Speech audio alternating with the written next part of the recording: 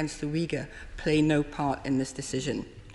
The reality, Mr. Speaker, is that the original decision on Huawei was made because over the past decade, this government has failed to deliver a sustainable plan for our digital economy. Almost exactly 1 year ago, when the Telecoms Supply Chain Review report was published, it said, we will develop and pursue a diversification strategy, including by working with our international partners to ensure a competitive, sustainable and diverse supply chain. Now he claims to have set out a clear and ambitious diversification strategy, which will come as a surprise to anyone who has looked at their statements. So I would like to ask the Secretary of State, what are the actions that implement this strategy, which has effectively been set out somewhere which I have not seen? And can you tell me where it is set out? Mr. Speaker, this is a car crash for our digital economy, but one which could have been visible from outer space. BT and other vendors have put the cost of this decision in the billions. He says 2 billion. What is the basis for this estimate, and how will he ensure the cost is not passed on to consumers? Today's announcement refers to 5G, but what are the implications for our emergency services network, a saga even longer than this one where BT were planning to use Huawei? Open standards such as Open RAN limit dependence on any one supplier. What is he doing to mandate such standards and open our networks to UK companies such as the Cambridge company IP Access and the North East company Filtronic? Crucially, what proportion of the additional money which is spent will go to UK companies, and how many jobs will be created here? The government recently announced a $500 million investment in a bankrupt American satellite broadband provider, OpenWeb. Are similar investments planned for 5 or 6G companies? Mr. Speaker, Labour has repeatedly offered constructive ideas to get the UK out of the Huawei hole. We have consistently argued to end our national dependence on all high-risk vendors and improve corporate responsibility for global supply chains.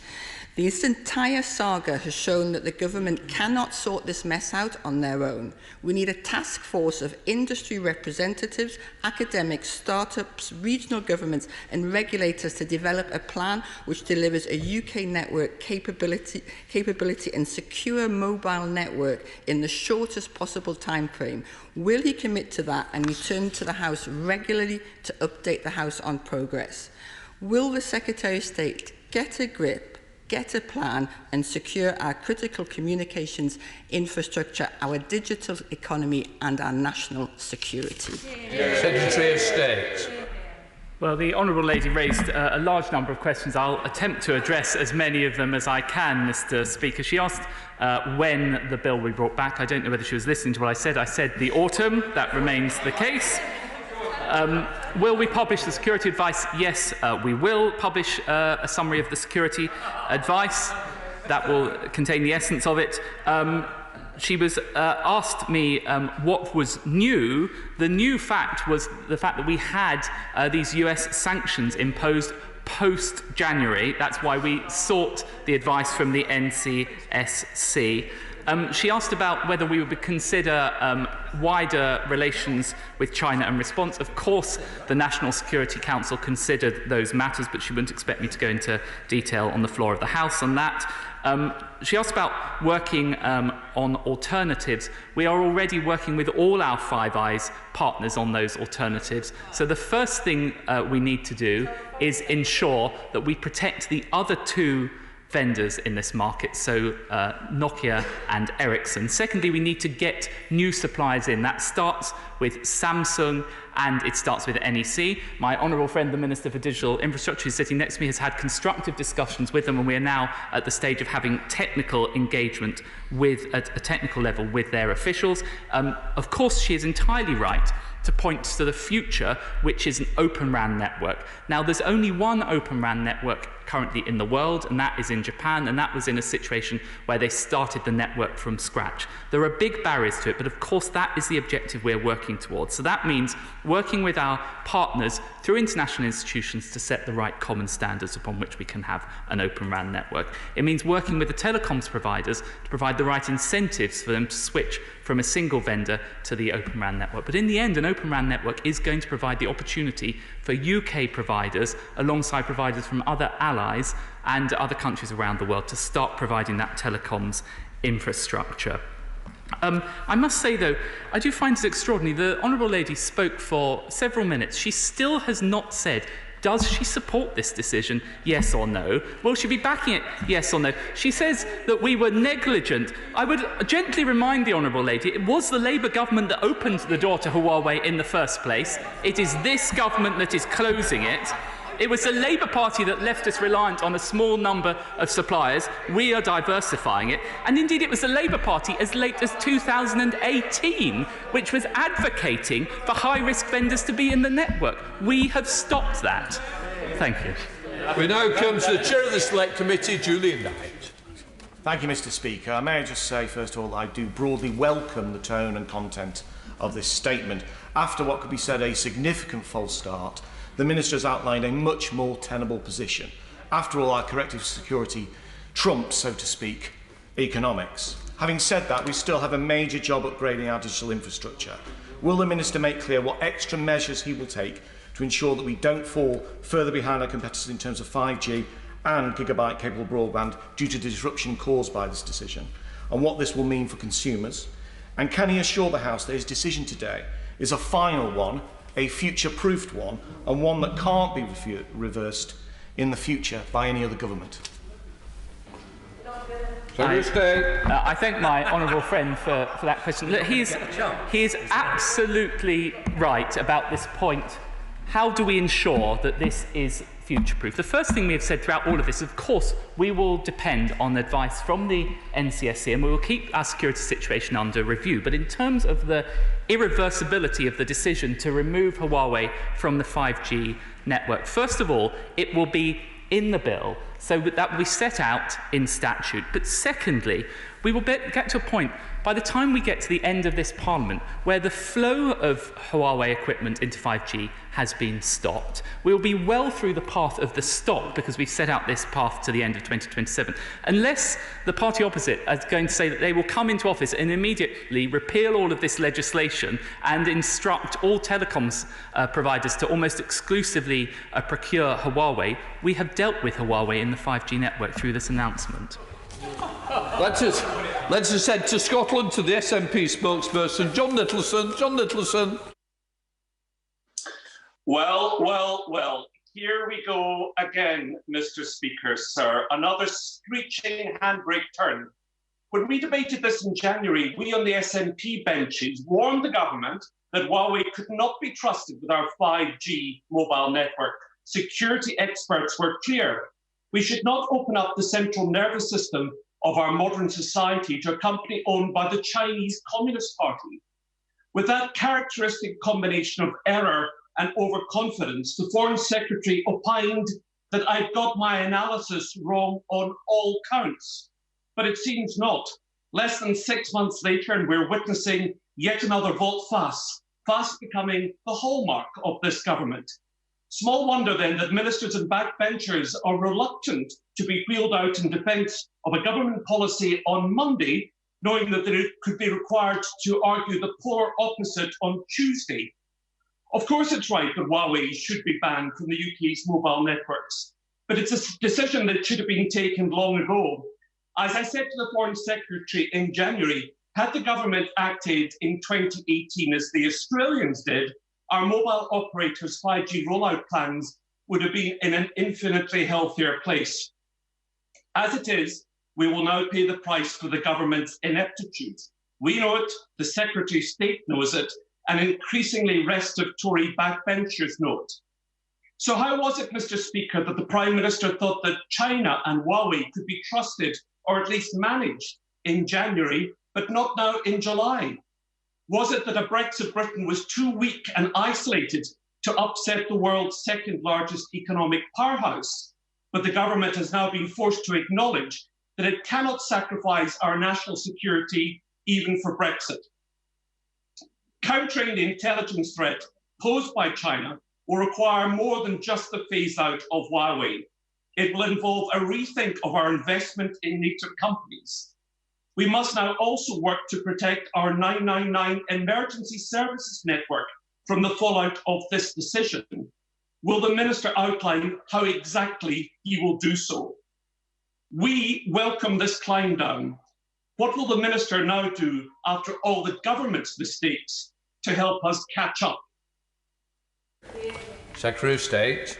Well, the honourable gentleman talks about the January 2020 advice. That was based on advice from the National Cyber Security Centre, who were working with GCHQ. And with all respect to the honourable gentleman, I think they are probably a better source to rely upon than the honourable gentleman. And as a result of that advice, we were absolutely clear-eyed about the threat from Chinese vendors. That's why we deemed Huawei and ZTE as high-risk vendors. That's why we banned them, to his point, from the core of the network, and that's why we imposed a cap and we banned them from the most sensitive elements.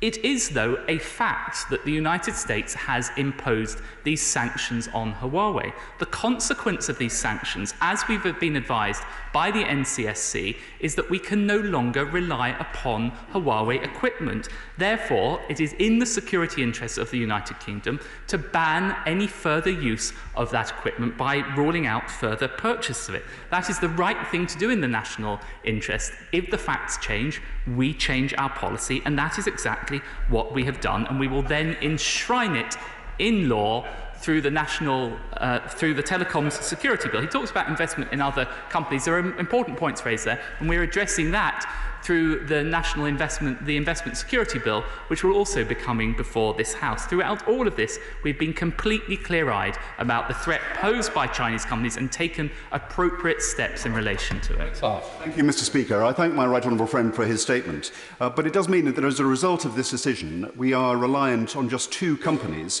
for most of our mobile telecommunications equipment.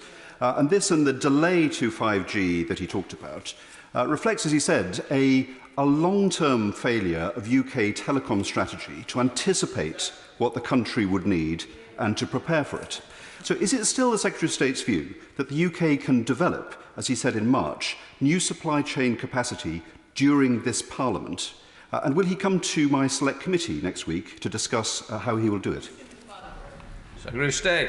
Well, of course, I would be delighted to come to the Right Honourable Gentleman's Select Committee and outline in further detail the steps that we are taken. But again, in essence, it's secure the existing supplies, then get new ones in, and we are making good progress on that.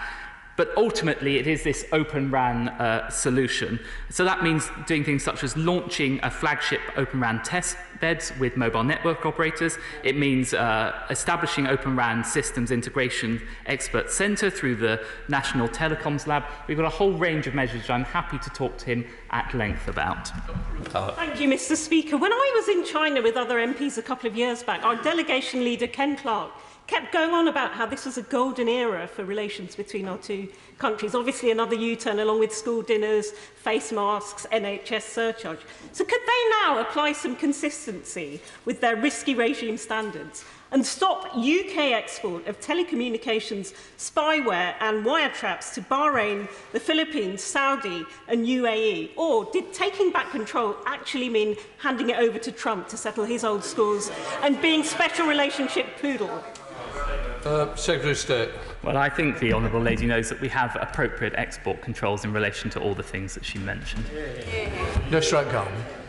Speaker, can my right honourable friend confirm if he shares my concerns of the recent coverage of Huawei and security apparatus in the province of Xinjiang, where human rights abuses are taking place against the Uyghur? And can my right honourable friend share what strategies or incentives are in place to support a domestic telecoms equipment supply capabilities to ensure we have homegrown alternatives to Huawei? Secretary of State. Well, the Honourable Lady is absolutely right to raise the appalling human rights abuses against the Uyghur in the Xinjiang province, and that the United Kingdom has led in the condemnation of that, working with other countries. She talked about the importance of diversification, and indeed several honourable members have raised this. Of course, I'm happy to report regularly to this House. Indeed, I appear before this House in questions for DCMS every month. Very happy to update the House on the progress of all of those measures. Steve McKay. I suspect many folk will be wondering, Mr. Speaker, if the government's banning a Chinese tech company from our telecommunications industry on the grounds of national security, how come it's safe for them to participate in building a nuclear power station? Secretary of State. Well, the advice that we have received today relates to the impact of the US sanctions. The US has imposed sanctions specifically on 5G. We have analysed the impact of those sanctions, and it has undermined the reliability of Huawei equipment, which is now why we are now advising, and then will set out in statute, that mobile network operators can no longer purchase that equipment. Anthony Magnum. Thank you, Mr. Speaker. I welcome the government's announcement today, and I welcome the fact that they have listened to members from across this House. And I think it is right that they have also taken action from the US approach and their implementation of sanctions. But if the government is going to be clear-eyed about China, it must also be clear-eyed about the human rights violations that are reportedly being undertaken by Huawei and their use of slave labour. It is not acceptable for a global Britain to be involved in a company that is perpetually using slave labour in their supply chains. So will he work with us and members across this House to ensure that we can bring forward that 2027 date? Secretary of State. I thank the honourable gentleman for his support, but I do think there are slightly separate questions about the timings and the issue of human rights abuses. It's absolutely right to raise the question about human rights abuses, and I think that is something that we are addressing through the Modern Slavery Bill. We should not be having any companies operating in the United Kingdom relying on slavery. So we've introduced the Modern Slavery Bill, and indeed there's an amendment that it will be considered in the Lords on very shortly, which deals precisely with this issue, and we're working with peers to address that. Daisy Cooper. Thank you, Mr. Speaker. I too welcome this screeching U-turn. It is ultimately the right decision on the grounds of national security, human rights and British industrial strategy. Would he agree with me that the best way to mitigate the risks of relying on just two vendors is for the government to invest in the development of the open radio access network and open up the market to newer, smaller entrants? And if he does, when will he publish a strategy to achieve that? Secretary of State. Well, the honourable lady is absolutely right. Of course, in the medium to long run, Open RAN is the solution. I just have to caution that that is not available immediately. So in the shorter run, that is why we are also working on trying to introduce further existing vendors into the United Kingdom, principally Samsung and NEC. Blake Drummond. Thank you, Mr. Speaker. Can I also welcome the Secretary of State's statement? But will my right honourable friend commit the government to further financial support for research and development to enable the UK telecommunications industry to move fast so that we can fill the gap as quickly as possible? Secretary of State. Well, I think my honourable friend raises a very important point, and of course the Chancellor was at the National Security Council when we were discussing this. Clearly, in order to facilitate the Open RAN solution, that will require investment from the government, but that will be a matter for the Chancellor at a future fiscal event. Stephen Flynn. Thank you, Mr. Speaker. The Secretary of State has been particularly clear that Huawei will not be asked to deliver the UK's 5G network, but he's been conspicuously quiet in relation to when the 5G network will now be complete across the UK. So can he clarify for myself and for members across the chamber, when will 5G be delivered across the United Kingdom, and at what cost? Secretary of State. Well, we set out our position in the manifesto, but what has changed here is that we have had, as a consequence of these decisions, I've been very frank and upfront with the House about this, the consequence of both the decision to stop the flow of Huawei equipment into 5G and setting a very firm date for 2027, and the pathway to that will add 2 to 3 years to the delivery time. David Jones. Mr. Speaker, the Chinese government has of late struck an increasingly aggressive posture against countries such as Australia and India, and also against this country, effectively tearing up the Sino-British Declaration and imposing draconian laws on Hong Kong. And when it learned of calls from this place for the exclusion of Huawei from our national telecoms infrastructure, its ambassador threatened this country with unspecified consequences. Does my right honourable friend agree that that threat confirms not only the close connection between Huawei and the Chinese government, but also the fact that the right decision has been made today? Well, I thank my right honourable friend for his question. This government will not be cowed by the comments of any other country, and indeed this decision has been made in the national security interests of this nation. Indeed, he's absolutely right to raise the abuses in Hong Kong, and the Foreign Secretary has dealt with that extensively. Let's head to Denton and Reddish and visit Andrew Gwynn. Andrew Gwynn. Thank you. The National Institute for Economic and Social Research says that removing Huawei from 5G infrastructure will lead to higher prices, and as the Secretary of State's already said to the House, also a delayed rollout. So what will his department be doing to ensure that this decision doesn't increase the digital divide that exists in this country? And what conversations has he had or will he be having with local authorities about the impact of planned infrastructure work? Secretary of State.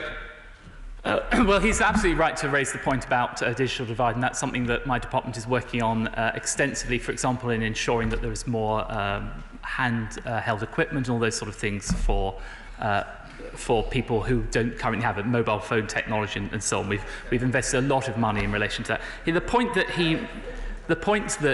he makes in relation to local authorities, we are actually, as a result of our manifesto commitment, a highly ambitious target of full fibre rollout by 2025. That is creating a huge investment across the country. Indeed, just 10,000 new jobs were announced very recently by a telecoms provider. There's lots of potential for more jobs in this area. Thank you, Mr. Speaker. Significant disruption to either mobile or broadband services could potentially have a disastrous impact on essential services. So will the Secretary of State today assure the House that everything possible is being done to mitigate and manage the risk involved in Huawei's continued involvement in our telecoms infrastructure? Secretary of State. Yes, of course, we will continue to manage and mitigate that risk. That's why we announced those measures back in January, which were to cap and exclude, and this is now why we are further reinforcing this with a pathway by 2027 to having zero Huawei in 5G. But we'll continue to work, particularly through the Huawei Evaluation Centre in GCHQ, on the security risks in relation to Huawei. Gavin Robinson. Thank you very much, Mr. Speaker. On 2 occasions now, the Secretary of State has made reference to the Five Eyes partnership, and then a more oblique reference to wider alliances. No reference to the D10 alliance that was trailed 5 weeks ago, which is G7 countries and Australia, South Korea and India. So could the Secretary of State give us an indication? Has the D10 alliance been established? Does it exist? Is there a unity of purpose?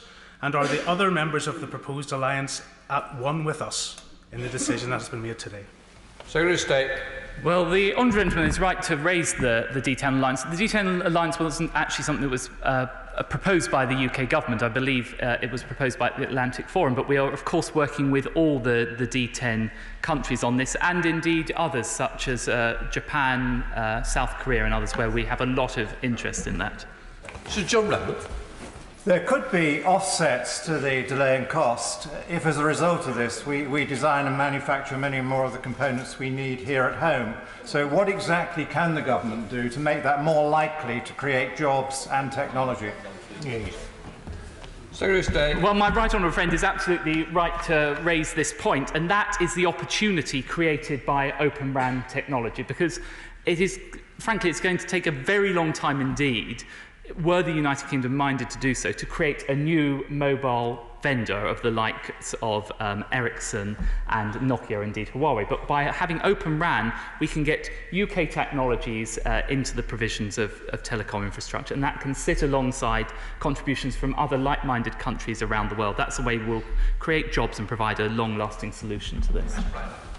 Basically, the government's mobile telephony strategy is in tatters. And what's particularly sad about it is this wasn't only predictable, it was predicted by dozens of members of Parliament who kept on saying this repeatedly to the government, that this is where we were going to get to in the end. And I just wish the government sometimes would listen to its own backbenchers sometimes more often. And obviously these backbenchers as well, because there is unity in the House on this matter, and there has been for some considerable period of time. It feels as if the government, the minister today, is like St. Augustine. Make be chaste, but not yet. All he's offering us is a path towards getting rid of these sometime in 2027 after the next general election. And he won't even tell us when autumn is. So will he tell us precisely when's he going to publish his bill, when will it be enacted, and why can't he bring forward the date from 2027? Well, as ever, the Honourable Gentleman is very good at false indignation and theatrics, but actually we look at the reality of this. It is this government, for the first time, unlike when the party opposite were in power, we have set out a clear date set that will be enshrined through statute to remove Huawei equipment, and we are stopping the flow into the networks. And in order to do all of that, we have to bring forward the Telecom Security Bill, which I have said will be in the autumn. If you would like the definition of autumn, I believe that those are in the months of September, October and November. Tobias Selwood. Thank you, Mr. Speaker. Could I ask humbly that we distinguish between the people of China and the communist regime, because it is the latter that for years we've tried to appease in the hope that they would mature into a global citizen, and that clearly has not happened. President Xi seeks superpower status, but now with a competing vision of world order. So I very much welcome this announcement today. I ask whether he shared this announcement with the Five Eyes community, indeed the US friends. But we should also expect repercussions from China. And to that end, I strongly believe that this must be the start of a wider strategic foreign policy reset.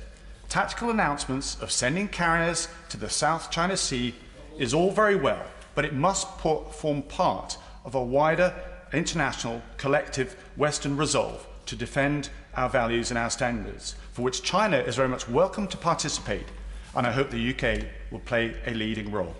Secretary of State. I thank my right honourable friend for his question.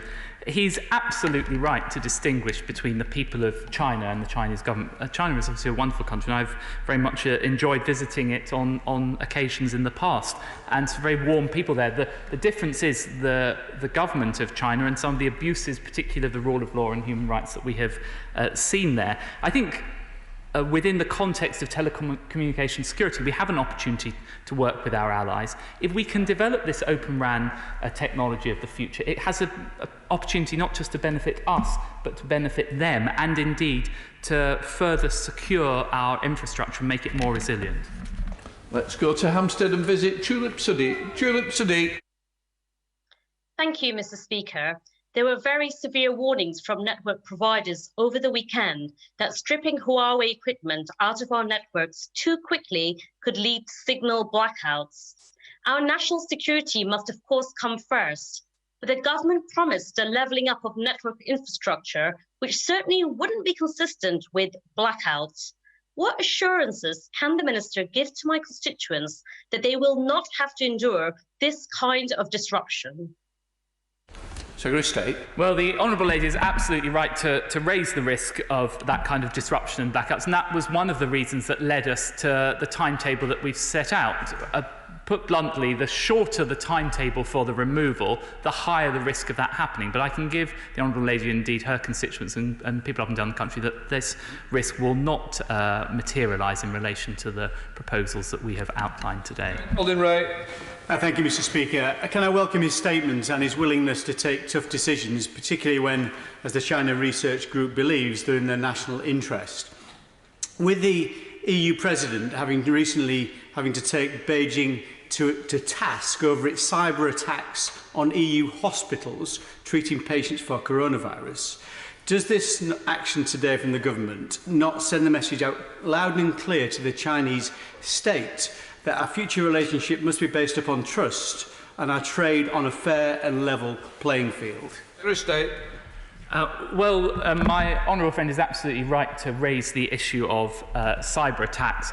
I would caution, though, that cyber attacks will not be prevented by removing Huawei equipment from the system. There are vulnerabilities across the network, and indeed that is one of the reasons why we are introducing the Telecom Security Bill, to start to address some of those. And indeed we have seen it's in the public domain that, for example, hostile Russian actors have already been able to attack our networks. With regard to the wider position on China, we need to have a full and frank relationship with China, and we have done that. But this announcement is principally about the US sanctions. Let's head to Scotland and visit Peter Grant. Peter Grant. Thank you, Mr. Speaker. No matter how hard the Secretary of State tries to disguise it, this is a humiliating U-turn by a government being forced to admit that they got it wrong in January. Can the Secretary of State tell us what assessment has been made of the additional damage to the economy, the additional cost to public finances in the UK, and the additional cost to devolved nations of the UK of this government taking the decision today that everyone knows they should have taken 6 months ago? Secretary of State. I have to say to the honourable gentleman, he cannot simultaneously urge us to take a faster course, which the SNP did previously, and then attack us for the consequence of that in terms of cost. One thing leads to the other. Mark Fletcher.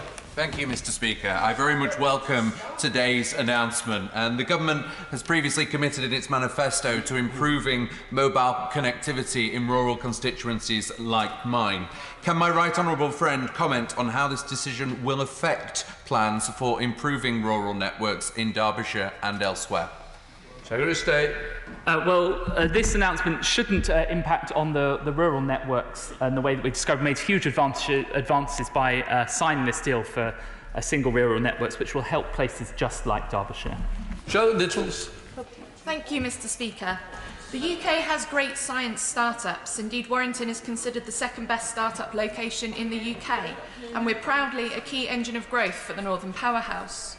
What proportion of additional money spent to take Huawei out of our networks will go to UK companies? How many jobs will be created here? And will that investment be seen across the regions and nations of the UK? Secretary of State.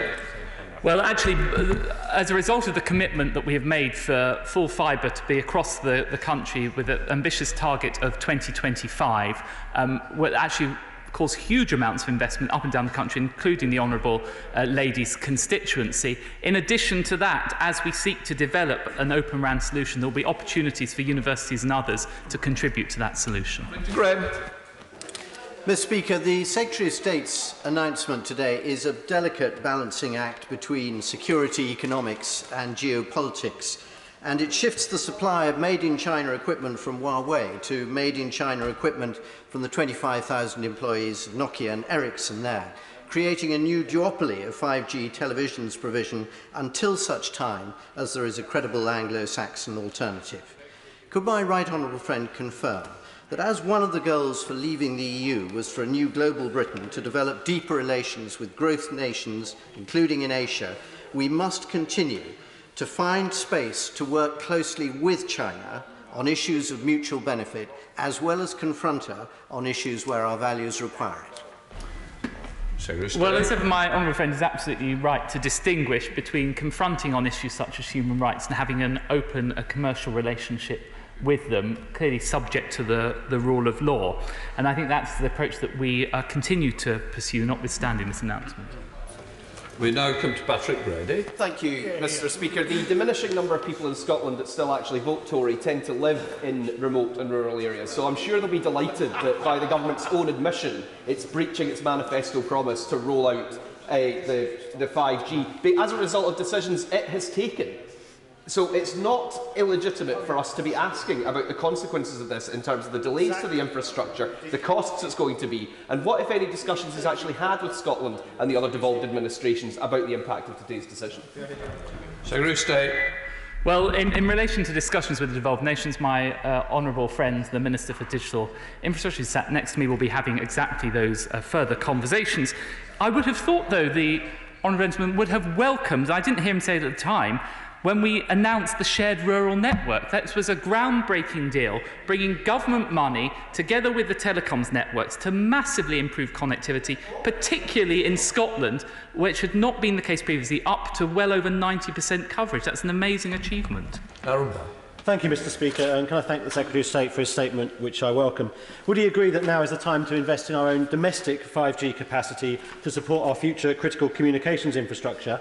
And to that end, could I urge him and his ministerial colleagues to consider seriously the Staffordshire proposal for a 5G connected region growth deal? This would establish both the first regional commercial 5G network in the UK and a wide area test and innovation network to support our future aspirations in this area.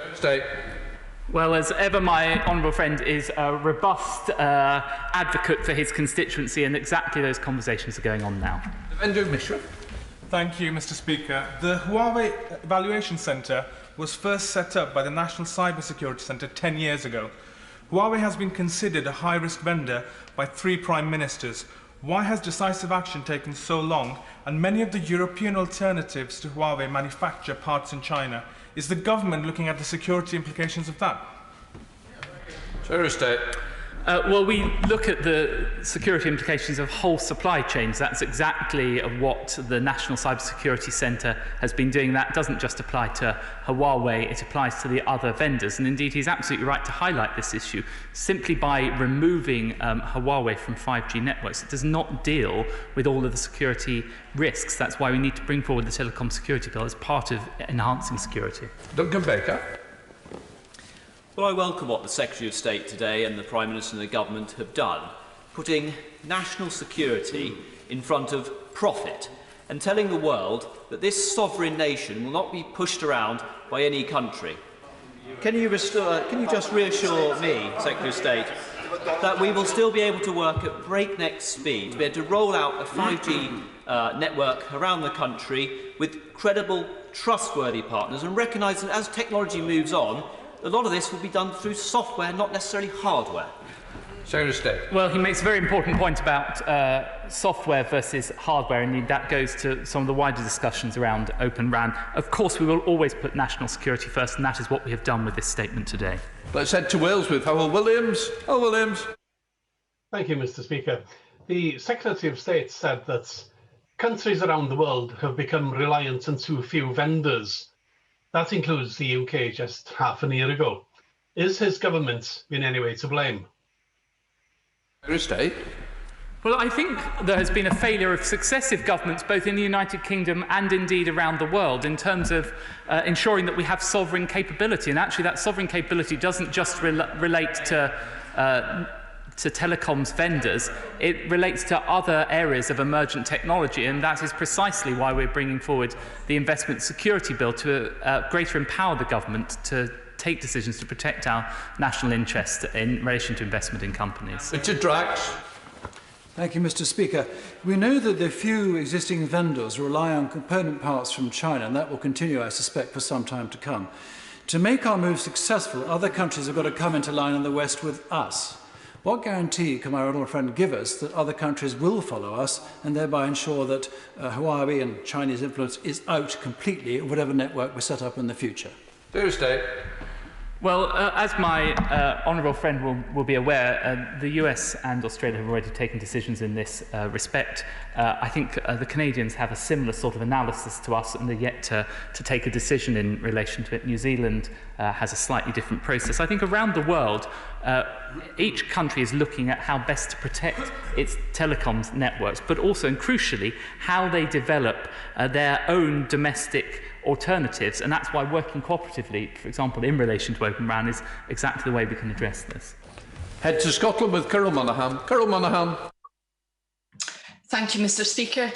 In January, the government announced that Huawei would be limited to 35%, but crucially not the core of the network. And whilst I welcome today's U-turn, I must point out that Huawei already exists at the core of the EE 4G network. 5G, of course, is then layered on top. BT have said it will take years to remove this. So how is the Secretary of State mitigating the risk posed by Huawei's continued presence at the core of EE's network? Secretary of State. Well, the first point to make is that all of that equipment will have been approved by the Huawei cell in GCHQ. But in addition to that, that is why we have introduced the ban on Huawei from the core, and now we have set this path down to zero.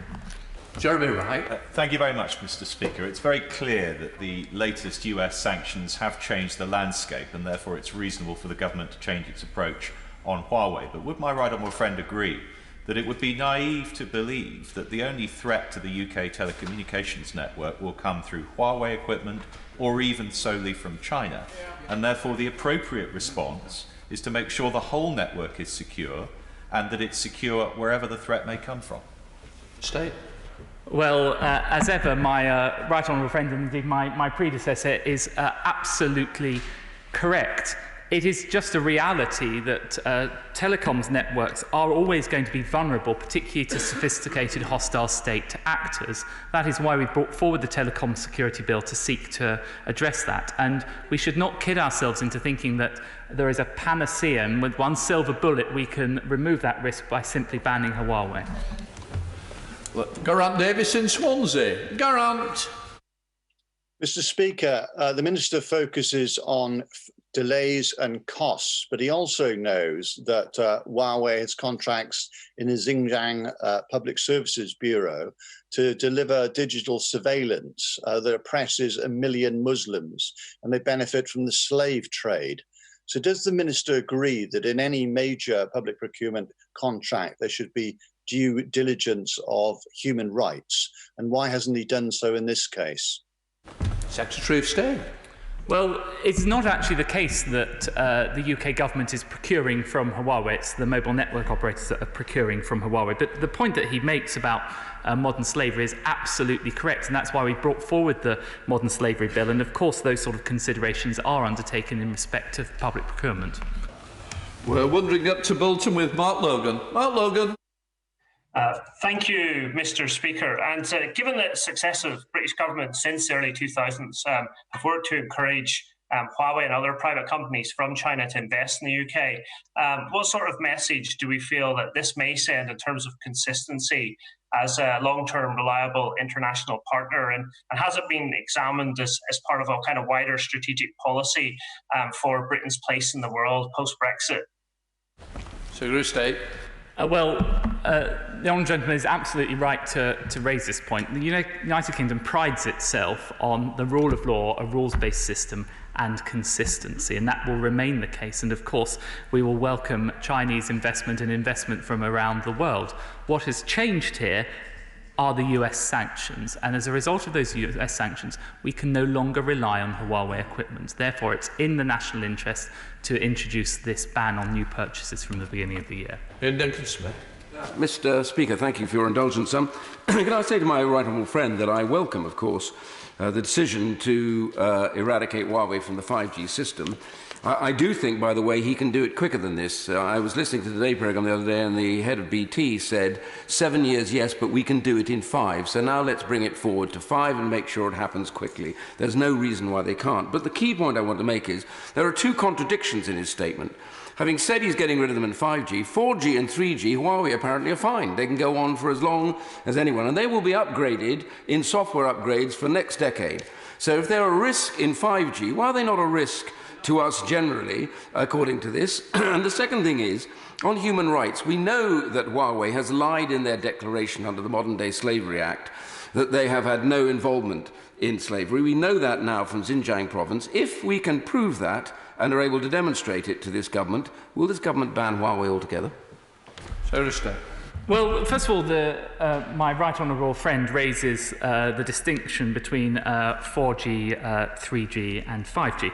First of all, 5G is the new technology. This is the successor to 3G and 4G. And indeed, as the right honourable gentleman said to this House previously, the reality of the 5G network is that it is fundamentally different. And it's a recognition of that fundamental difference that we are imposing these rules in respect of 5G. Of course, over time, 5G will replace it, and then in turn, 5G will be replaced by 6G. And in all of that, Huawei will be absent. We now head to Folkestone and visit Damien Collins. Damien Collins. Thank you, Mr. Speaker. I welcome the statement, but the Huawei Cybersecurity Evaluation Centre's Oversight Board report says there are existing cybersecurity risks of the Huawei network in the UK, which the company has no plan to remedy, no credible plan to remedy. What will the Secretary of State be doing to seek to address those existing cybersecurity risks in the network before 2027? Secretary of State. Well, obviously the most blunt way of doing that is to ban the flow from the beginning of the year and then address the stock to 2027. And in advance of that, we'll also be imposing much tougher conditions on all of the mobile network operators through the Telecom Security Bill. Essentially, what that is doing is shifting the balance from the Communications Act 2003, whereby it was essentially up to the mobile network operators to determine how best to ensure the security, through to this legislation that will involve the government setting out those requirements, and it will address those sort of issues. Stephen Timms. Thank you, Mr. Speaker. Will the Minister confirm the problem is not with Huawei's hardware, but with its software? Might an alternative be to mandate, as part of his Open Round solution, to mandate the use of open source software rather than proprietary software in the 5G network? Secretary of State. Well, I think the honourable gentleman is absolutely right to make this point about open source software, and we've certainly encouraged that to happen. And I think that greater transparency will help as we roll out the Open RAN networks. It is the case that the Huawei Evaluation Centre in GCHQ does look at both hardware and software issues. Johnson. Thank you, Mr. Speaker. In regards to our other networks, people in the telecoms industry have suggested to me it's not actually as difficult to replace the equipment as the representatives of the industry suggest. So can my right honourable friend confirm that in his technical consultation about supply chain alternatives, he'll push them to distinguish between things they'd prefer not to have to do and things which are genuinely impossible? Secretary of State. Yes. My honourable friend raised an important point. Of course, we will do that. I think it's just worth bearing in mind with all of this that it's not one decision, but it's the cumulative impact of all those decisions. So we've already imposed restrictions in January. We're imposing further restrictions on banning the procurement, and then we are imposing further restrictions again with 2027. You just get to a point on deliverability of this. Stuart Malcolm MacDonald. Thank you, Mr. Speaker. I welcome the decision in as much as it's progress of a kind. But let us not be so myopic as to think that the victory is complete. It's not. Because so long as Huawei continues to have its tentacles in other elements, key elements of public infrastructure, in other elements such as academia in our universities across the country, when it's giving huge sums of money to outfits such as the LSE, then we still have an issue. So has the myopia really come to an end? Is this decision part of a broader strategy to get Huawei out of places it ought not to be? Secretary of State. Well, this announcement relates principally to the sanctions that have been imposed by the US government and the consequence of it. The sort of wider points he raises, I think, are likely to be addressed through the Investment Security Bill, which will be coming before this House. Greg Smith. Thank you, Mr. Speaker. And can I add my voice to welcoming this vital decision in the interests of national security? Building on the earlier question from my honourable friend, the member for Bolsover, whilst for many of my constituents in rural Buckinghamshire, 5G will be game-changing, bluntly, any mobile signal that is reliable will be life-changing. So what assurances can my right honourable friend give me that the incredible shared rural network can be pushed up the agenda and delivered faster than it's currently scheduled to be? Secretary of State. Well, as my honourable friend knows, we signed the deal for the shared rural network just a few months ago, so that was incredible progress, and we'll continue to challenge them to go further and faster. And of course, in addition to that, I'm very mindful that when we talk about full fibre to the premises, there are many people who are still struggling with getting super fast, so we also need to make sure we get the super fast to the remaining 4% of households in the UK. Question, Cavan Jones. Security of our telecom network is the vital issue here. That's why I supported the government's announcement earlier this year on Huawei. He's caved into pressure from the United States and his own backbenchers, especially when some people on their backbenchers were actually in government during the golden years of relationships with China and said nothing then about human rights, now have found their consciousness. But can he say to me this? In terms of the telecoms bill, he's going to ban Huawei. If the United States changes its position, how do we then take Huawei out of that legislation? And will he actually ban Nokia and Ericsson using components that are manufactured in China, which they do now? And can he just be honest with the public? It's not about the hardware, Minister. It's about hacking and the software. And that's what we should be concentrating on, not this. Secretary of State.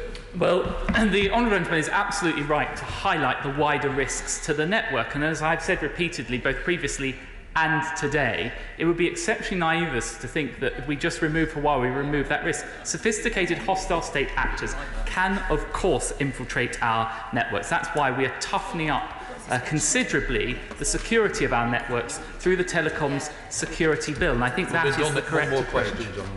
Bob Seeley. Mr. Speaker, I welcome much of what the Minister has said, and I'm grateful for him for being here. This does look like a long, slow goodbye to Huawei. But does he understand the concerns of some people here that 7 years is a very long time in politics and it would be better to be done sooner? Can he also understand that maybe the lesson from all this is that for a host of reasons, economic, security, geopolitics, high-risk vendors should not be in our critical national infrastructure? Secretary of State.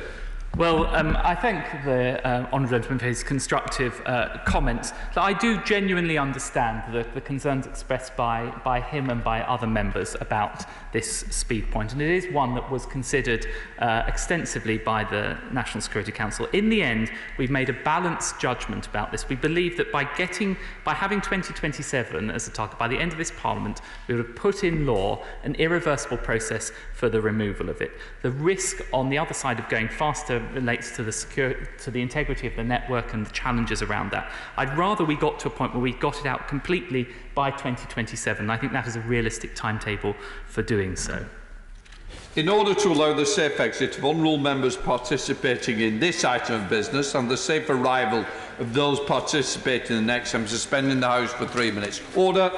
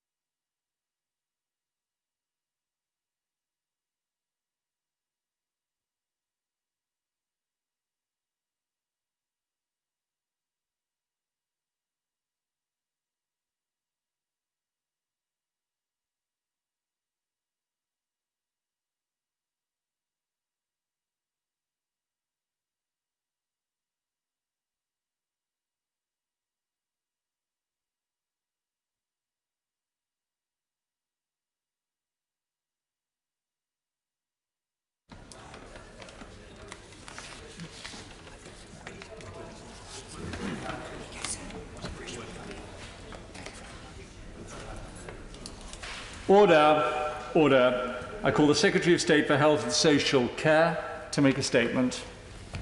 Thank you very much, Mr. Deputy Speaker. And with permission, I'd like to make a statement around coronavirus. Thanks to one of the greatest national efforts in peacetime, this deadly virus continues to diminish. Yesterday's figures show 530 new cases, down 90% since the peak.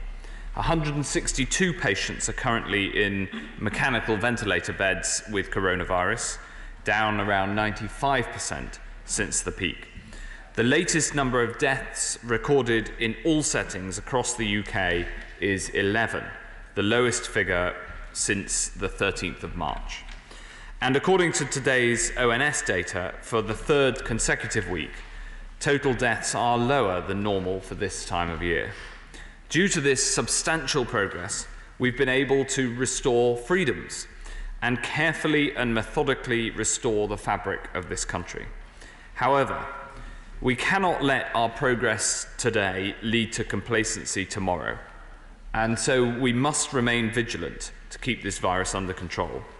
Our strategy is to protect the NHS, get the virus down, and keep the virus down while restoring as much of normal life as possible. And our tactic is to replace national lockdown with ever more targeted local action as we work hard to defeat this virus once and for all.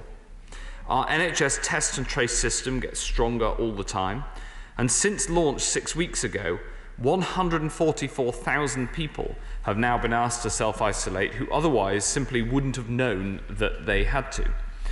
Where we find clusters or outbreaks, we take local action, tackling over 100 incidents a week. Mostly these are small, in an individual care home or pub or factory, but we're also prepared to take action on a wider basis if that's what it takes, just as we did in Leicester. 4 permanent test sites and 10 mobile testing units have been deployed across the city, meaning that Leicester now has the highest rate of testing in the country. We've launched one of the biggest communication programmes that Leicester has ever seen, including targeted social media posts, website banners, radio ads, billboards, and even bin stickers. And we've been working closely with all parts of the local community, including community leaders, local businesses, and the local football and cricket clubs to get the message out. We've also established a process for making decisions to lift the lockdown, with the first decision point later this week. Mr. Deputy Speaker, local action is one way in which we can control the spread of the virus while minimising the economic and social costs. Another is to minimise the risk as we return more to normality. In recent weeks, we've reopened retail and footfall is rising. We want to give people more confidence to shop safely and enhance protections for those who work in shops. Both of these can be done by the use of face coverings. Sadly, sales assistants, cashiers and security guards have suffered disproportionately in this crisis. The death rate of sales and retail assistants is 75% higher amongst men and 60% higher amongst women than in the general population. So as we restore shopping, so we must keep our shopkeepers safe. There's also evidence that face coverings increase confidence in people to shop. The British Retail Consortium has said that together with other social distancing measures, face coverings can make shoppers feel even more confident about returning to the high street. And the chair of the Federation of Small Businesses has said that small firms know that mandatory face coverings have a part to play, and I quote, in the nation's recovery, both physically and financially, and that he is sure this will be welcomed. We've therefore come to the decision that face coverings should be mandatory in shops and supermarkets. Last month, we made face coverings mandatory on public transport and in NHS settings. This has been successful in giving people more confidence to go on public transport and to a hospital setting when they need to, providing people with additional protection when they're not able to keep 2 meters from others, particularly people they do not normally come into contact with. Under the new rules, people who do not wear a face covering will face a fine of up to £100 in line with the sanction on public transport. And just as with public transport, children under 11 and those with certain disabilities will be exempt. The liability for wearing a face covering lies with the individual. Should an individual without an exemption refuse to wear a face covering, a shop can refuse them entry and can call the police if people refuse to comply. The police have formal enforcement powers and can issue a fine. This is in line with how shops would normally manage their customers. And enforcement is, of course, a last resort, and we fully expect the public to comply with these rules as they've done throughout the pandemic. I want to give this message to everyone who has been making vital changes to their daily lives for the greater good. Wearing a face covering does not mean that we can ignore the other measures that have been so important in slowing the spread of this virus. Washing your hands, following the rules on social distancing. And just as the British people have acted so selflessly throughout this pandemic, I have no doubt they will rise to this once more. Mr. Deputy Speaker, as a nation, we've made huge strides in getting this virus, which has brought grief to so many, under control. We are not out of the woods yet, so let us all do our utmost to keep this virus cornered and enjoy summer safely. And I commend this statement to the House. Jonathan Ashworth. Grateful, Mr. Deputy Speaker, and I thank the right honourable gentleman for his statement. After days of ministerial muddle, we finally have a decision. I've long warned that this virus exploits ambiguity and that mixed messaging in a pandemic is so damaging. On Friday, we had the Prime Minister saying he favoured face masks. On Sunday, we had the Chancellor of the Duchy of Lancaster saying he didn't favour face masks. Yesterday, the Justice Secretary, unsure what to say, had to say in the end he was perhaps in favour of face masks. It didn't have to be this way. We didn't have to have this confusion. We've long known about airborne transmission via aerosols. He's long warned about asymptomatic transmission. The Royal Society, the World Health Organization, has long recommended wearing face masks. Even Donald Trump now wears a face mask, although admittedly it's because someone told him he looks like the Lone Ranger, Mr. Deputy Speaker. The chair of the Health Select Committee, his predecessor, has long warned about wearing a face mask, and his own advice, published on the 11th of May, advised in favour of wearing face masks. So why has it taken 2 months for him to make this advice mandatory? And why will it take another 11 days for the measure to come in? The World Health Organization has said throughout this pandemic, act with speed, but yet again, this government appears to be in the slow lane. All we need and want is clarity. So can we also have clarity in other areas? What now is the position on workers returning to offices? Does the government want them to return to offices, yes or no? And can he offer greater clarity to the people of Leicester, now in the 17th week of lockdown in my city? Can he tell us what metrics will be used to judge whether Leicester can ease out of lockdown later this week? When will he make that decision? And how will he communicate that decision to the people of Leicester?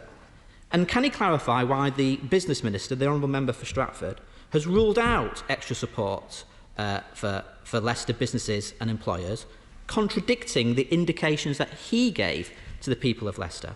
When people are worried about their jobs, this mixed messaging is the last thing they need.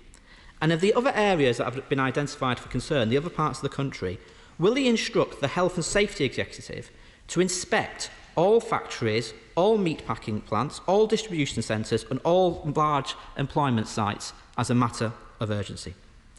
On testing, local authorities still need specific data that can facilitate action. They still need, he disagrees, they still need person-identifiable data, not just postcodes. They need not just positive test results, but they need the negative results as well, so they can understand the overall infection prevalence. And they need contact tracing data, so they know who has been asked to isolate by test and trace, so they can follow them up. And they need it daily. The virus doesn't wait a week, so why should local directors of public health have to wait a week? I notice in the financial statement that 10 billion has been allocated to test and trace. Can he itemise what that 10 billion has been spent on?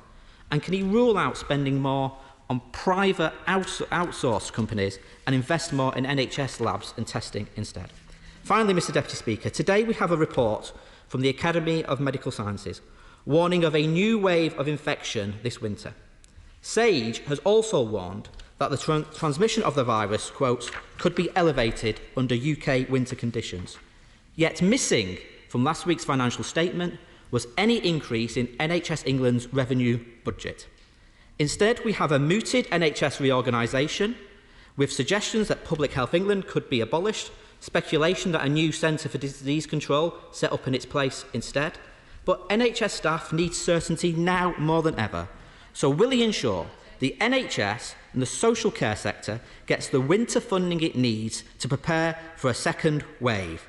People want to do the right thing. Muddled messaging hinders that. As George Osborne said yesterday, people just want answers. Can he give our constituents answers today? Well, Mr. Deputy Speaker, I can certainly answer some of the genuine questions that were under there. But just beforehand, I think the tone of constructive engagement that the honourable gentleman used to engage with was a better one for him. After all, on this point of face coverings, we clearly follow the evidence on face coverings, and I set out some of the reasons why now is the right moment to introduce this policy. But trying to turn this into a party political football ill behoves the honourable gentleman, not least because his colleague, the member for Norwich, said yesterday, "What is Labour's policy on face masks? On that specific detail, I don't know. I'd like to know, as if we're going to call for clarity, it would be good to have clarity on our own policy." So I think we can take the criticisms from the front bench opposite with a pinch of salt. On the specific substantive questions that he asked, on Leicester, I've set out that there is a process for whether changes can be made in Leicester. The process is that we will look at 14 days of data. It is today 14 days since the measures were introduced. We'll look at that on Thursday of this week and make a public announcement as soon as is reasonably possible about whether and if any changes can be made to the situation in Leicester. Thankfully, the numbers have been coming down in Leicester, and we've put in that extra testing.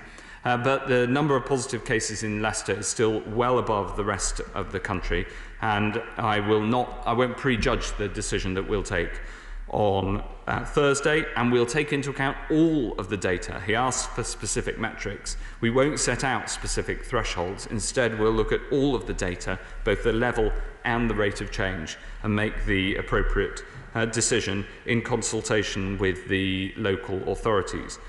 He asked about health and safety inspections. Absolutely, there are risk-based health and safety inspections on all of the types of facility that he mentioned, and absolutely this needs to be based on risk. For instance, we've seen across the world meatpacking factories have a much higher risk of having an outbreak, and so we have targeted inspections on those. He asked about data. Patient identifiable data is available to local authorities when they sign a data protection agreement. Of course there has to be a data protection agreement, and as he knows, we plan to publish more and more of this data as open data. So we will continue, Mr. Deputy Speaker, the work to control the virus. We'll continue to bring in measures as they are appropriate, and I look forward to a return to the spirit of constructive engagement for which the honourable gentleman is so well known. Jeremy Hunt. Thank you, Mr. Deputy Speaker. Can I congratulate the Health Secretary for the impressive resilience he has shown throughout the coronavirus crisis? But as we both know, the joy of his job is that winter is always around the corner. And one of the most sobering statistics in this morning's report from the Academy of Medical Sciences is that the number of people every day over winter who have COVID symptoms will increase from 100,000 to 360,000. And it is obviously vital to know which one of them have coronavirus and which of them just have regular winter flu. And they say it's essential to have a massive ramp up of testing and tracing capability before then. So could I ask him what his plans are to do that? And when he does that, will he be able to do what not just Sir John Bell, but Sir Paul Nurse and many other distinguished scientists are calling for, which is routine testing for NHS frontline staff? Thank you very much, Mr. Deputy Speaker. Well, I take very seriously the Royal College report. We are engaged in a massive ramp-up of testing and of the contact tracing that my right honourable friend has long championed. The scale of the ramp-up of testing will be big enough to cope with the sorts of figures that are described in the Royal College report. That's even on the current testing technology. If there's a breakthrough so that we can get testing technology that's even easier to roll out, where it can be done at the bedside, next to the in the community, rather than having to be sent to a lab, then we will be able to have an even bigger rollout. On the final point that he makes, as he and I have discussed in this chamber before, we've put in place a programme of regular testing of NHS staff that is advised by the clinicians, that insists on regular testing that is, again, risk-based. And as we further ramp up testing above and beyond the current 300,000 a day capacity that we've now achieved, which is one of the highest in the whole world, we will, of course, continue to expand that effort. Video link, Martin Day. Thank you, Mr. Deputy Speaker. I thank the Secretary of State for his statement. It represents a welcome step towards preparing against any potential new second wave of coronavirus infections this winter. The virus have not been eliminated. So as we lift lockdown and people increasingly interact with one another, we need to use every tool we have to reduce the risk of a second wave. A report commissioned by the UK Chief Scientific Advisor, Sir Patrick Vallance, has concluded that July and August must be a period of intense preparation for a potential winter resurgence of the virus, with R potentially rising to 1.7 by September. The report's worst-case scenario forewarns of an estimated 119,000 associated hospital deaths between September and June, more than double the deaths we saw during the spring wave. This outcome, of course, does not take any account of likely actions which the government may take, and I sincerely hope that an elimination strategy is adopted as part of this. However, the move to compulsory face coverings is therefore a welcome and helpful intervention. I am in no doubt, however, that effective uptake will require consistent and effective public messaging. So far, we've had the Chancellor Duchess of Lancashire say on Sunday that face coverings should not be mandatory. The Justice Secretary is saying, I think, mandatory perhaps. The Prime Minister is saying he's looking at the evidence. And thankfully, the Health Secretary today says it will be mandatory. Perhaps he can confirm the implementation date. Press speculation has suggested the 24th of July. When the head of the World Health Organization said yesterday that mixed messaging from leaders is one of the worst challenges in tackling COVID-19, who do we think he had in mind?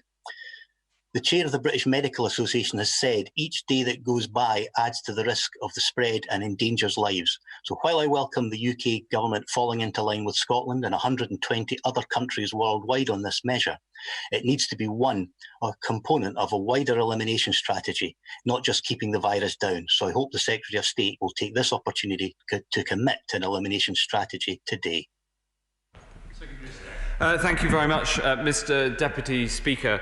Well, I certainly agree with the honourable member that the UK has, throughout this virus, largely moved in lockstep, in some cases, but for a few days in terms of the implementation timings of these sorts of decisions. And that's a good thing, because we're far stronger when we work together as one single United Kingdom. And I welcome the Scottish Government's support for the decision that we have taken.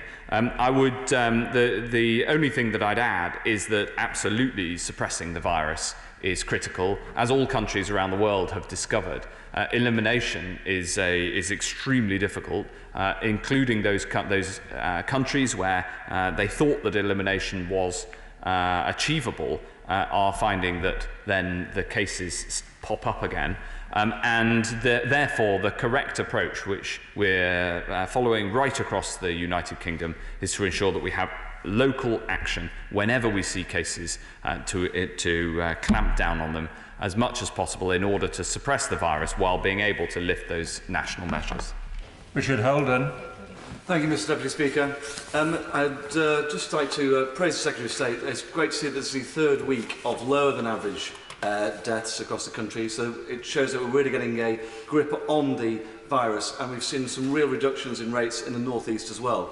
But as the economy opens back up, confidence is absolutely key for my local community and the local economy, particularly for those coming back from shielding in August. But also the confidence that when there are local outbreaks, like there has been in my constituency in the last 48 hours, that the track and trace is there for people. Could my right honourable friend tell the House how many people have already been tracked and traced across the country to help give people confidence that the system is working? Thank you very much, Mr Deputy Speaker. There's 144,000 people who have been asked to isolate who simply wouldn't have known that they had been at risk before the large-scale track and trace programme was put in place.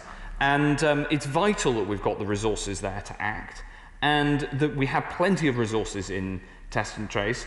For a while we had criticism that we had too many people and we didn't have enough for them to do. But as the Royal College's report shows this morning, as the Chair of the Health Select Committee said in his remarks, and as my honourable friend has just alluded to, it's vital that we have that capacity so that whenever we need to trace an outbreak of the virus, we can get right in there and take the action we need to.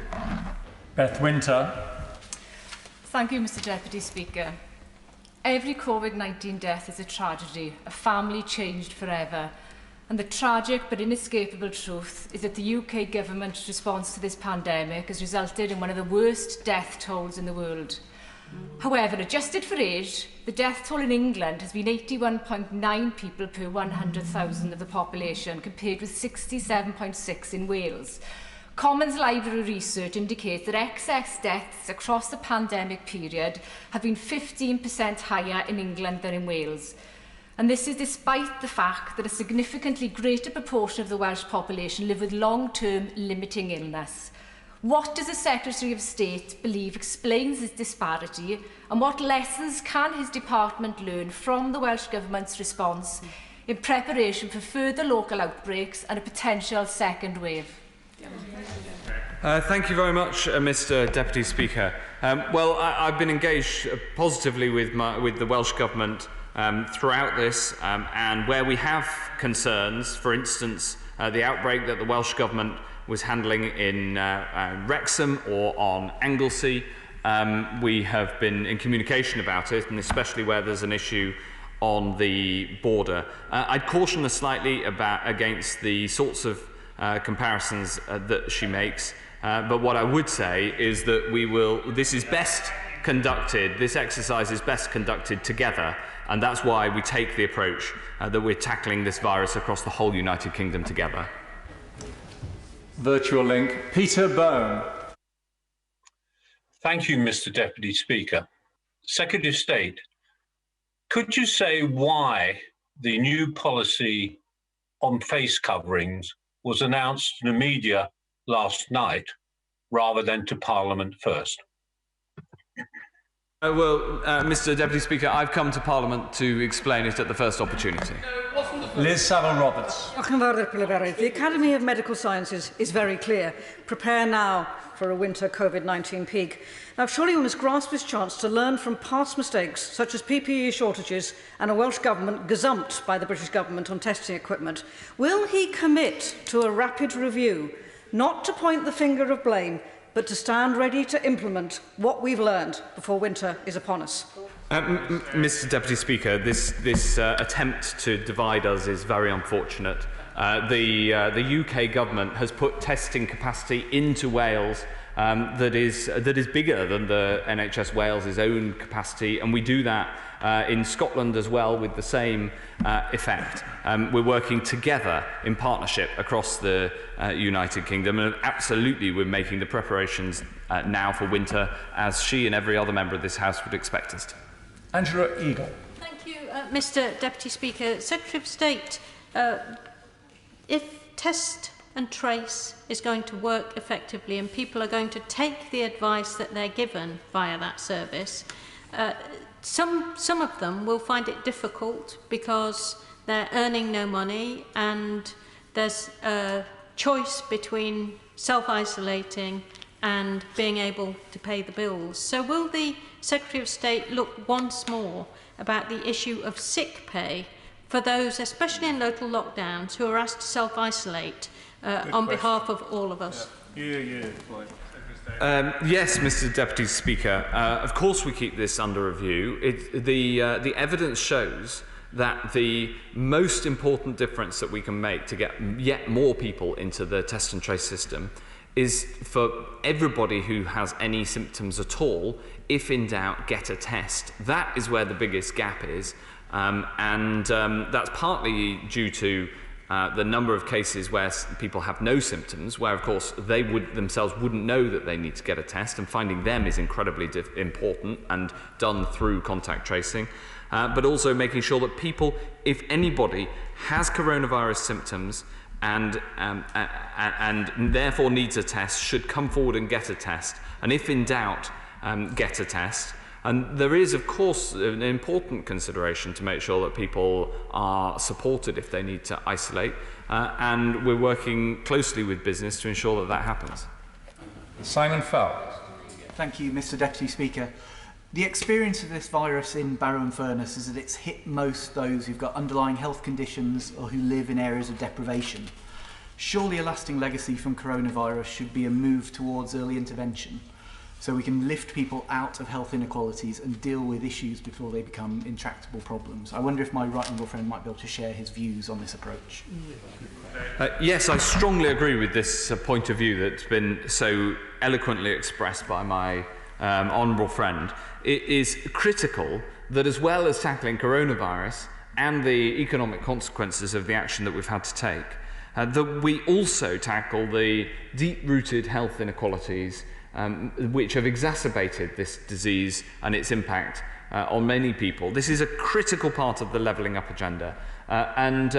Issues like obesity in particular clearly have an impact on how badly people are affected by coronavirus, and we need to take action in order to make sure that people get more equal life chances across this country. Yvette Cooper. Thank you, Mr. Deputy Speaker. Transparency and trust are crucial to any public health crisis, but public health directors still need household data on infections, not just postcode data. And Wakefield District have told me this afternoon they're still not getting the household data on the positive tests, even though we've had outbreaks at Forza meat processing factory and also at Urban House asylum accommodation. And the public also need proper weekly cases information, not just at local authority level, which in itself is hard to get hold of, but also at town level, at constituency level. Will he not now publish for everybody across the country that more local, constituency or town level data on the weekly cases each week?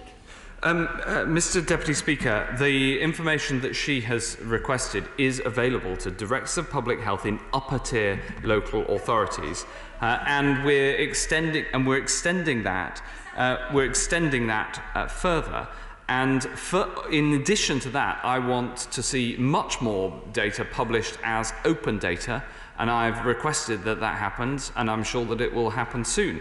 But the truth is that following requests from Directors of Public Health right across the country, we have extended a huge amount of data to them.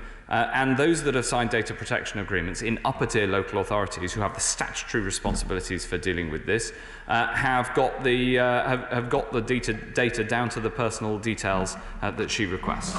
Robert Goodwell. Thank you. On a conference call with the North Yorkshire Resilience Forum yesterday, I discovered that whilst the Borough of Scarborough had experienced 561 cases in total, apart from one isolated case on the 3rd of July, we'd not had an infection since June the 23rd. So would the Secretary of State join me in paying tribute to the people of Scarborough and Whitby for so assiduously not only following the government guidelines, but applying liberal quantities of Yorkshire common sense? Absolutely. The people of Scarborough have been well represented and well led by my right honourable friend, and they are doing a great job in following the social distancing rules, making sure that they take appropriate precautions, and as a result the disease has been really suppressed in Scarborough, so I'm sure that the people of Scarborough will be able to enjoy summer safely. Video link, Dr. Lisa Cameron.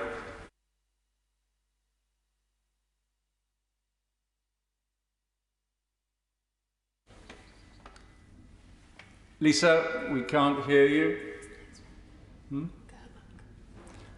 Can you try one more time, Lisa? We're going to come back to you at the end, Lisa, and we'll try and sort out the technical problem. James Sunderland.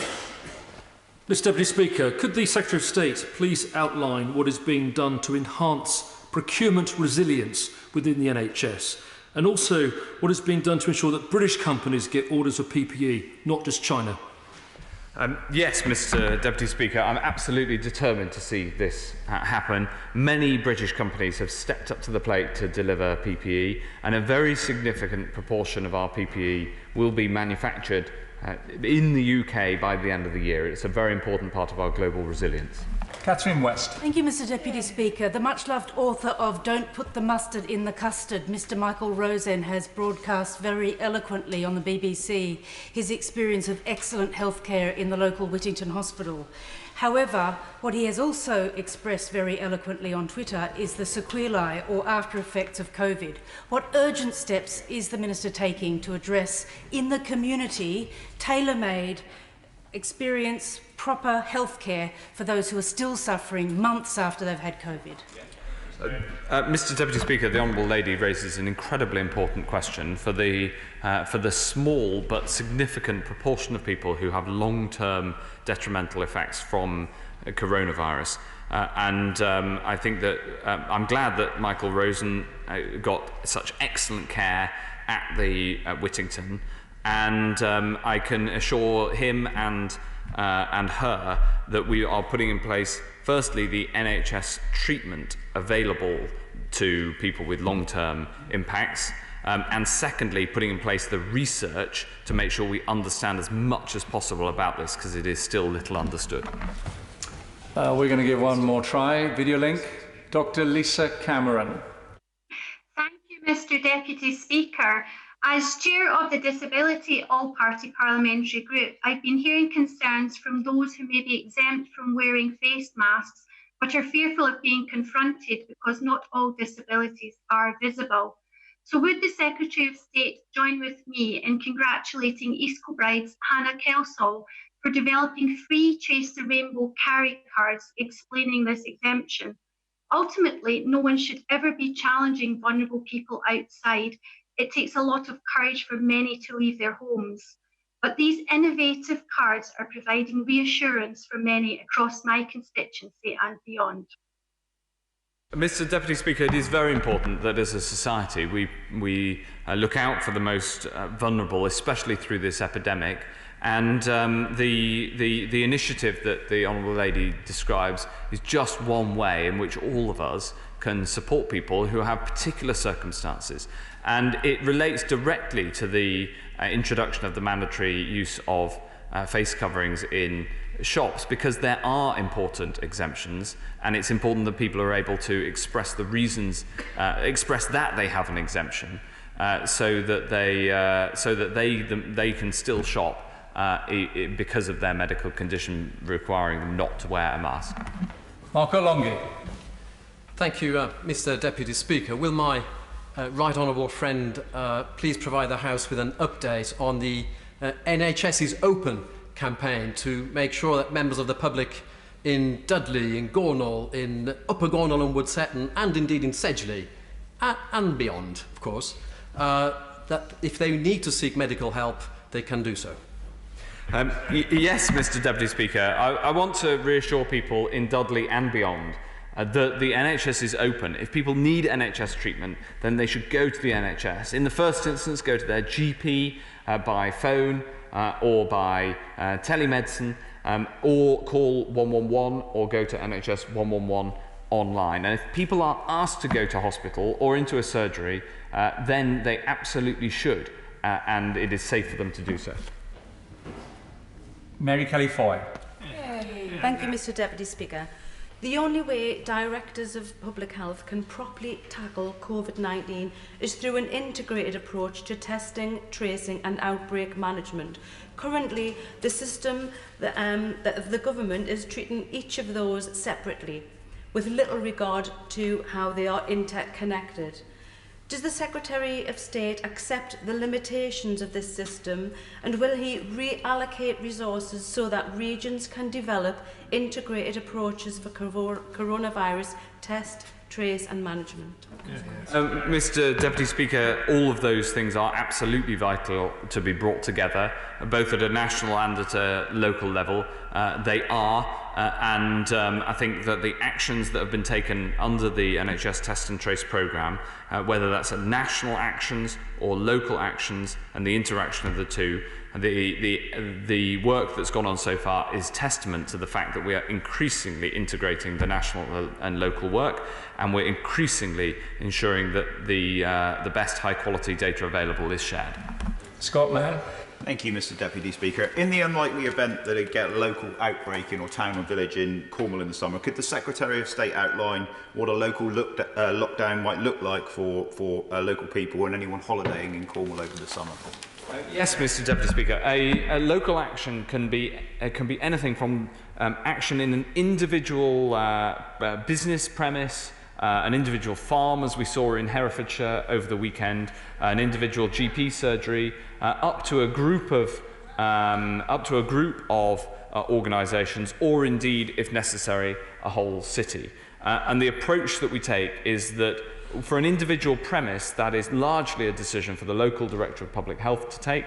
But of course, once you get up to the level of a whole city, that has to be a decision that's taken nationally by government. And we'll be publishing more details of this escalation procedure in due course. Munira Wilson. Thank you, Mr Deputy Speaker. The Academy of Medical Science report today states that July and August are critical months for, quotes, intense preparations for a possible second surge. So specifically, what measures is he taking to stress test the PPE supply chain during that period, as the report recommends, given that recent improvements to supply have not taken place in worst-case scenario conditions?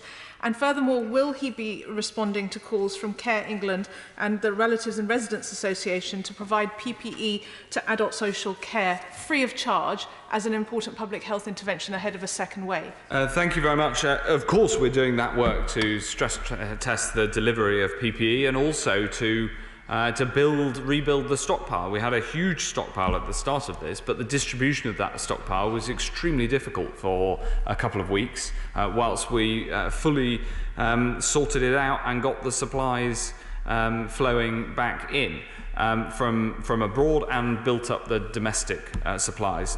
Lord Paul Dayton has done a remarkable job in putting together the logistical effort. And it's absolutely true, exactly as she says, that over the summer we're doing the work to ensure that we're ready for winter. Thank you, Mr Deputy Speaker. I welcome the government's announcement that immigration health surcharge will be exempt for health and social care staff. And as set out by the Home Secretary just this week, we will launch a health and care visa, providing exemption to the health surcharge up front for either themselves or their dependents. There are, however, as I've looked into it, some in social care who will not be caught by this. And so could my right honourable friend please update the House on how he plans to ensure these social care workers will be exempt from paying the health surcharge? Yes, Mr Deputy Speaker, I can. I can announce today that all employees working in health and social care will be exempt from the immigration health surcharge, and that all employees in health and social care who've paid the immigration health surcharge on or after the 31st of March will be eligible for a reimbursement. We value enormously the work that people do right across the NHS and all across social care, and I'm glad that we've been able to make this announcement. Shannon. Mr Speaker, can I first of all thank the Secretary of State for his update. Media has highlighted the role of carers and those they look after. and the inquiries in my constituency office would reflect that. So will the Secretary of State outline if he has considered allocating additional funding to respite services for carers, bearing in mind that many have been caring for their loved ones without a break for 15 weeks intensively, and many of them are on the brink, and I believe very sincerely need a time to rest? Yes, Mr. Deputy Speaker, this is a really important subject, and I'm very happy to talk to my honourable friend about it to make sure that we get the best possible support in. It's obviously very difficult, and I pay tribute to all those who've been caring for loved ones in difficult circumstances. We often, when we clap for our carers, we clap too for those unpaid carers who give so much. Christian Wakeford. Thank you, Mr. Deputy Speaker. I thank the Secretary of State for his statement.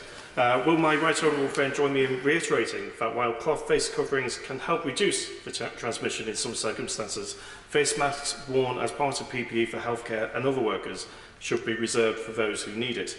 And can my right honourable friend also confirm that wearing a face covering is not a substitute for social distancing, and we should do both? This point is incredibly important, that a face mask can reduce the risk of transmission, and in particular it protects others should you be positive and transmitting the virus, especially when you're asymptomatic and don't know about that.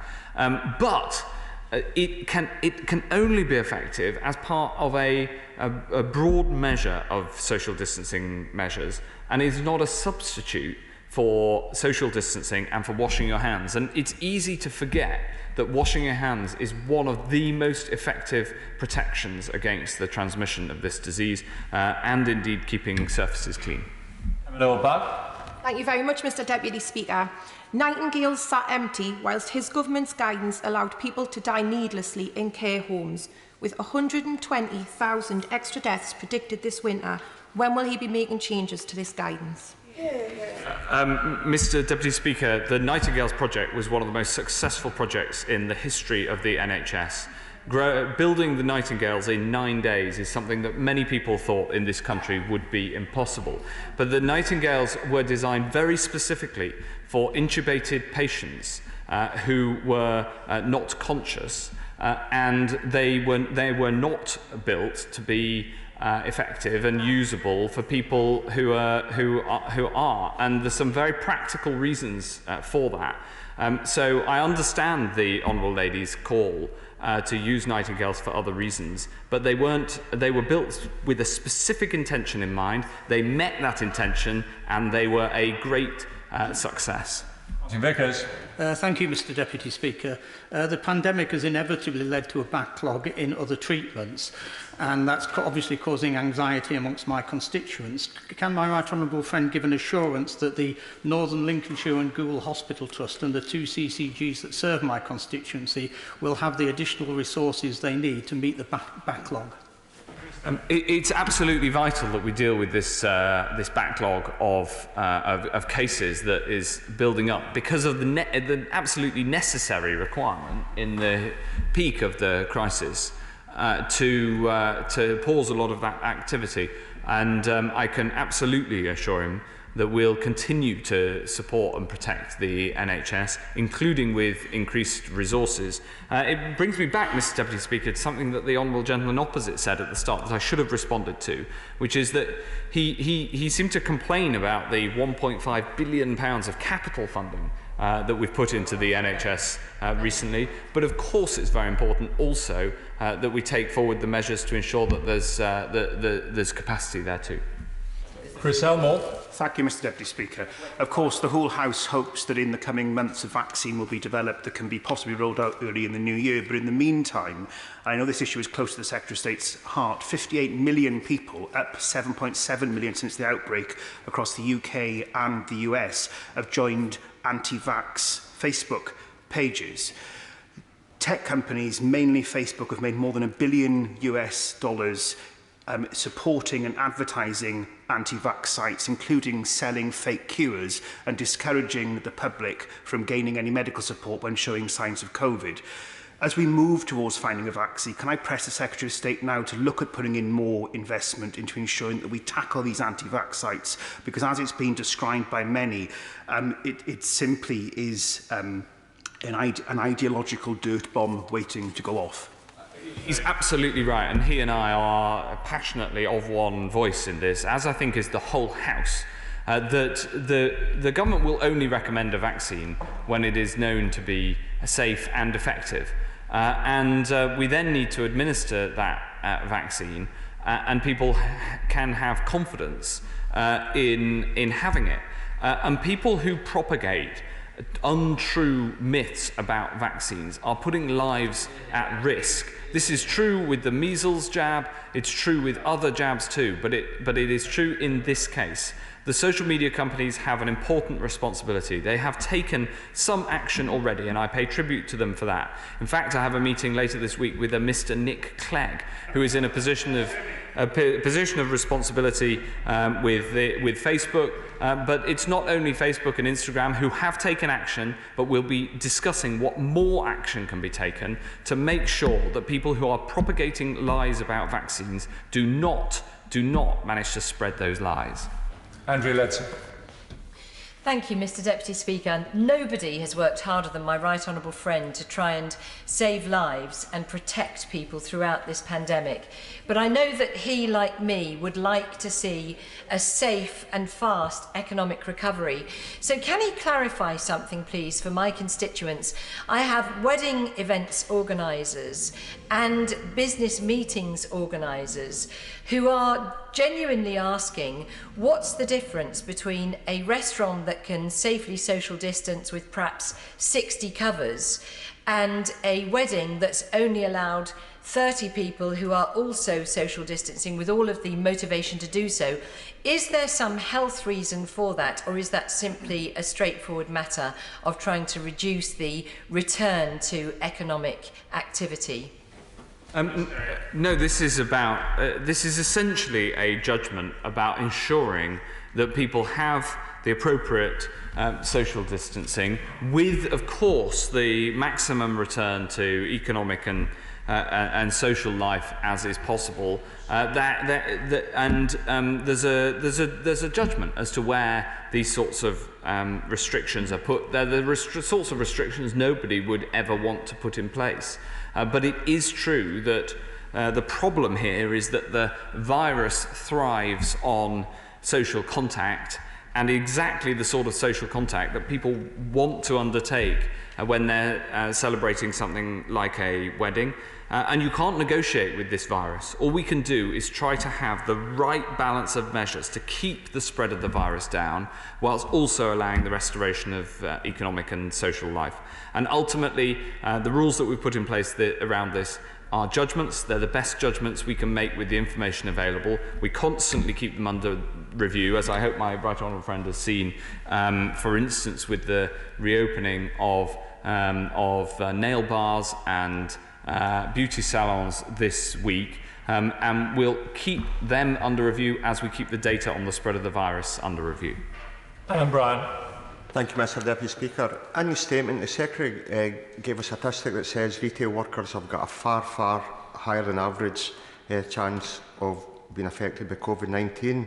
So if that's the case and mandatory face masks are about saving lives, why is it taking so long to take action to make it mandatory, and why is the reported implementation date July the 24th? Well, the implementation of this will be on the July the 24th to ensure that that shops and businesses have time to put this into place and to make sure that the implementation can be done in an orderly way. Desmond Swayne. Nothing would make me less likely to go shopping than the thought of having to mask up. Was this consultation with the police force, and particularly the Chief Constable of Hampshire? For it is she that will have to enforce this monstrous imposition against myself and a number of outraged and reluctant constituents.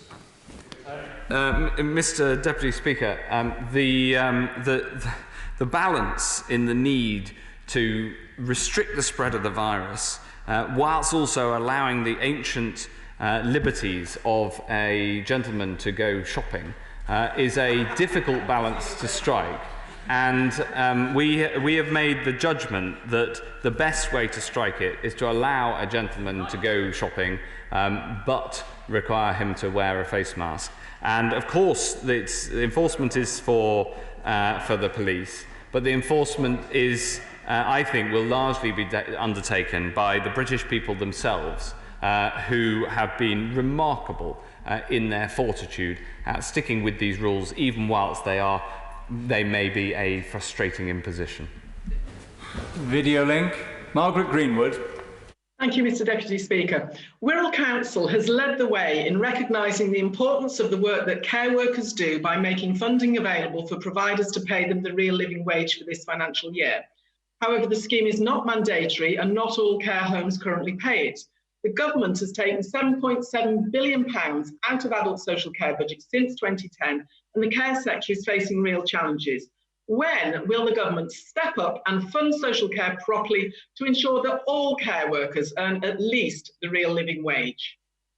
Deputy Speaker, I'm incredibly proud to have supported the introduction of the living wage. We brought that in and it has had a bigger impact on care workers' salaries than on the pay of almost any other sector. And the introduction of the living wage is a real testament to the fact that this government supports the lowest paid workers to get the support they need. And that is true in social care across the board. And she says it's not mandatory. It absolutely is mandatory and it is enforced, and we're putting the living wage up.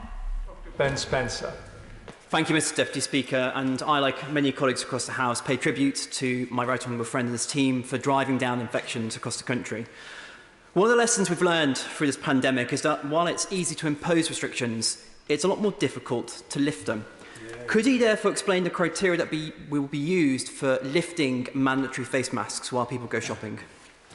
Well, Mr. Deputy Speaker, in the same way that these are judgments on the way in, they're judgments on the way out. And we'll have to make that judgment according to the spread of the virus, and in particular the risk level imposed by people catching the virus. And we'll keep all of these things under review.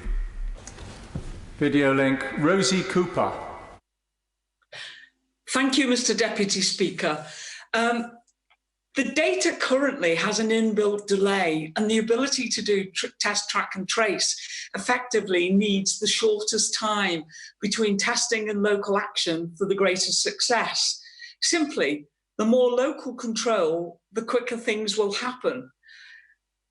Because there are more handovers, the more time it takes, the less successful it is. So I'd like to ask the Secretary of State why he doesn't trust local systems, including the NHS.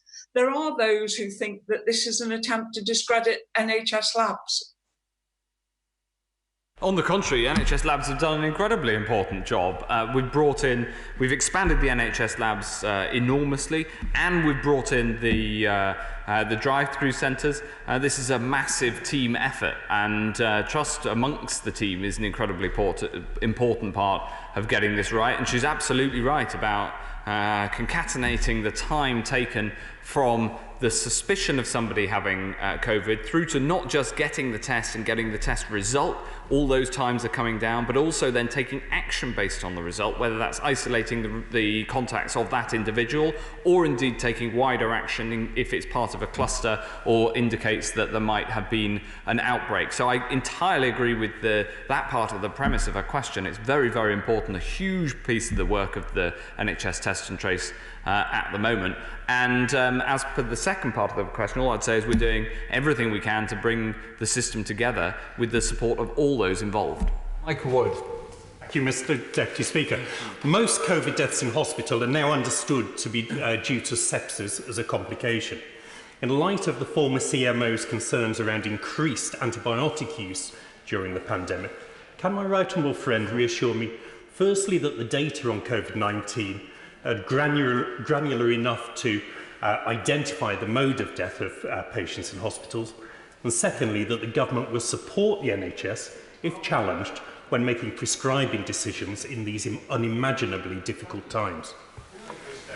Well, yes, it's a very important medical question that my honourable friend asked, and we know that he has deep personal interest in sepsis. And all I can say really is that we're constantly learning all the time. I won't try to answer the clinical parts of his question because I'll leave that to more qualified clinical and medical colleagues, but it is an incredibly important question, and my view is that as much data as possible should be available for research, and I've put in place regulations and indeed a direction necessary to allow for the research to be done in a much more effective way than was available in the past. Video link, Bill Esterson. Italian doctors are once again warning us, this time of the threat from coronavirus of a series of life-limiting illnesses which can affect anyone who has had even the mildest of infections, including the Secretary of State and other members of this House. Sometimes the illness only returns many months later. The advice from Italy is everyone who catches the virus faces a long-term threat to their health. Can we listen to their advice this time? This is about so much more than masks in shops and a completely inadequate test and trace system. Mr. Deputy Speaker, it's a shame because the honourable gentleman makes a really important point and masks it in unfortunately adversarial language, because the test and trace system is getting better and better. Masks in shops are important, but the underlying point that he makes is absolutely right, that the long-term impacts of this on some people can be very significant, and there's growing evidence of that. I've put in almost £10 million worth of research funding to try to understand that better. The NHS has built an NHS service for people in those circumstances. He's quite right that the long-term impacts can affect anyone, no matter how mild the initial illness. Thankfully, I don't appear to have any long-term effects that I can tell or that I know about, and I'm fine, but I'm grateful to his interests. What I would like to do is work alongside him to try to understand this as well as possible, and we absolutely are listening to the evidence from right around the world on this vital question. Lee Anderson. Thank you, Mr. Deputy Speaker. In a short space of time, Kingsmill Hospital in Ashfield has gone from inadequate to an outstanding rating from the CQC. During this pandemic, the hospital has been fantastic in providing brilliant care in Ashfield and in supplying PPE to care homes, funeral directors, chemists and anyone that needed them. Would my right honourable friend please say a big thank you to all staff, including the Chief Executive, Richard Mitchell, Hospital Cleaner, Paula Wetton, Porters, Michael Thorpe and Colin Ford, Scott Cairns in mattress decontamination, as well as critical care nurse Tracy Haig, who represent the very best of Ashfield, and would he please come and visit the hospital the next time he's in Nottinghamshire?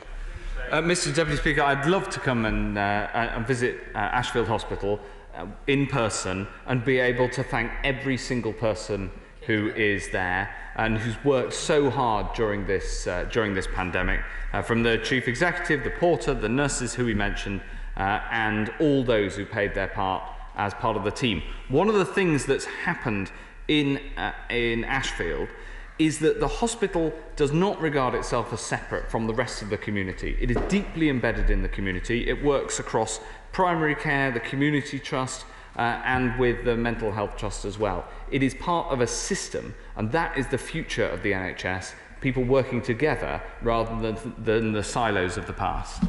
Leyen and Michel. Thank you, Mr. Deputy Speaker. Unfortunately, my written parliamentary question dated 5th of June regarding PPE for urgent dental care centres in my constituency of Stockport and Greater Manchester remains unanswered, but I'm going to try my luck with another question if that's okay. It seems likely that we have to live with COVID-19 for a long time. Data from care homes shows us that the rate of infection is higher when staff do not receive occupational sick pay. When will the Minister ensure that social care staff receive a proper pay rise, at least foundation living wage, to reflect the unbelievable work they've done during the pandemic? And when will the government legislate for occupational sick pay for all social care workers? Thank you very much. Mr. Deputy Speaker, can I, through you, just note to the House that we have been incredibly busy in the Department for Health and Social Care, and so I will get back to the written question as soon as we possibly can. But we've been both absolutely inundated with questions, but also it's been all hands to the pump to try to respond to the virus. So I hope people will understand why sometimes our responses have been a little bit slower than they would in normal times, and I'll get right across that. I take it very seriously. I think it's very important, but we do, if I may, pray mitigating circumstances, and we'll get back on top of it. On the substantive point that he raised, absolutely, the increases in the living wage are very important for social care staff, and as I said in response to the earlier question, I'm very proud that we introduced it. Jack Brereton. Thank you, Mr Deputy Speaker. I know my constituents in Stoke-on-Trent South will be keen to know what progress is being made with the vaccine trials. Is my right honourable friend able to provide any further update on the progress of vaccine and treatment testing ongoing in the UK? Yes, the vaccine programme is getting all the possible support we can give it, including attention right across the top of government, being led by Kate Bingham, who is doing the job brilliantly as chair of the Vaccines Task Force. The best answer I can give my honourable friend is that no news is good news, because we're trying to prove a negative, which is prove that if you've had the virus, then you don't. If you have the vaccine, then you don't get the virus. And so the longer that we go on with the current, without hearing that there's a problem, the better. We're working to a reasonable best case scenario of getting the vaccine in some point this year, but I would stress that that is the best case scenario. The central scenario is somewhat later, and there is a chance that no vaccine will ever work. So we need to work for the best and give our vaccine programs the best possible support, but we should also be cautious about whether one will ever come off. Video link. Tulip Siddiq. Thank you. A former director of public health who lives in my constituency has been in touch with me to express serious concerns about the real possibility of a second wave of coronavirus and his fear that lessons have not been learned from the government's response to the pandemic. What plan does the Secretary of State have to get an independent body to conduct an accelerated review of the government's response to COVID-19 so far, so that we don't make the same mistakes again? Looking, Mr Deputy Speaker, at all of the evidence, and we take very seriously all of the academic, professional and medical studies into the pandemic, the response to the pandemic, both here and around the world. Dr James Davis. Thank you, Mr Deputy Speaker. Further to today's announcement regarding the mandatory wearing of face masks in shops, is it anticipated that similar may yet need to apply in pubs and bars? Well, we don't anticipate that at this point. We, of course, keep all things under review, but in the first instance, the proposal, in the same way that we brought this in on public transport and in the NHS last month, is to bring this in shops. Chris Bryant. If I can be cheeky, Mr Deputy Speaker, I think I can help the member for New Forest West with his problem about wearing a mask. He's a knight of the realm, so he should just consider it a visor. But to the serious question that I want to ask, it's very clear from the way that COVID has rolled out nowadays that lots of people are going to have brain injury-like conditions. There's going to be a substantial need for long-term rehabilitation. And this mirrors the work that needs to be done for those who've had traumatic brain injuries and stroke. So can I urge, many of whom have not had the support this year for obvious reasons, but are desperate for it. I understand the Chancellor of the Duchy of Lancaster is setting up a cross-departmental ministerial group which will meet before the end of this month. Will the Secretary of State make sure that that rehab for people with brain injury, whether from COVID or from anything else, is in place? We're working on exactly that. And this is part of a number of questions that rightly have been asked about the long-term impact of COVID and making sure we have the NHS treatment available for it. Thank you, Mr Deputy Speaker. Asymptomatic workers in care homes are now tested every week. Asymptomatic workers in hospitals are not. Why not? The programme that we have in hospitals is a risk-based one according to the risk of the individual. It is much harder to put that risk base in place in care homes, and both of these proposals, whilst seemingly different, are based on the same clinical advice. I'd like to thank the Secretary of State for the statement today. Point of order, Munira Wilson. Order, Mr Deputy Speaker. As we're heading into another recess with the ongoing pandemic and a potential second wave, as we've heard today, on the way, does Mr Deputy Speaker have any suggestions or provisions for how honourable members can scrutinise effectively during that period what the department is doing, given the challenges we have, as the Secretary of State has already alluded to, in terms of responding in a timely fashion to correspondence? I'm grateful to the honourable member for her point of order and for giving me notice of it. Whilst it's not for the Speaker or me to advise individual honourable members or select committees how they may wish to carry out their work during recess, we may be able to help by emphasising again what the Speaker has said about the importance of correspondence from honourable members receiving prompt replies. And I agree that this will be of particular importance during a recess where the country is still facing a major public health challenge. I hope that ministers will give careful consideration to how they can support all honourable members carrying out their duties during this recess by providing prompt and helpful replies to correspondence. Mr Bill Wiggin. Mr Deputy Speaker, thank you for that answer. You will be aware that 72 people were tested positive in my constituency this weekend.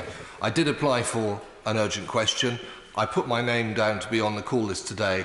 But could I ask you to gently thank Mr Speaker for all he's done to make our hearings possible, but to make sure that constituency cases can be heard by the Minister, because I've got another, well, tens of thousands of migrant workers in my constituency who probably need to be tested as well. Thank you for that point of order. The Secretary of State for Health is still sitting in his place, will have heard that point of order. Further to that point of order, Secretary of State. Point of order, Mr Deputy Speaker. I'd be very happy to meet with my honourable friend, who's an assiduous representative for his constituency, and to make sure that his concerns are taken into account. He's quite right to raise them. I've been working on them all weekend, and it's very important. I can reassure him that, as far as we know, the outbreak has been confined to the farm in question, but we absolutely will be looking into it in great detail. I'm just grateful that I could be so effective in creating this meeting so quickly. I mean, it's just a very important point of order, though, and I'm extremely grateful for it, and extremely grateful to the Secretary of State for his response. Jim Shannon. Thank you, Mr. Speaker. Mr. Deputy Speaker, can I just ask for the record? I think it's important as we look towards the autumn and winter times, whenever flus across the, and I'm one of those who gets the flu jab every year as a diabetic, but very aware of the demands that there may be upon the health service, and we'll get into recess. Is it the intention of the Health Minister and his department to come to this House and make a statement in the preparation that will be in place, so when it comes to the autumn and the winter, that we're in a position to respond quickly and effectively?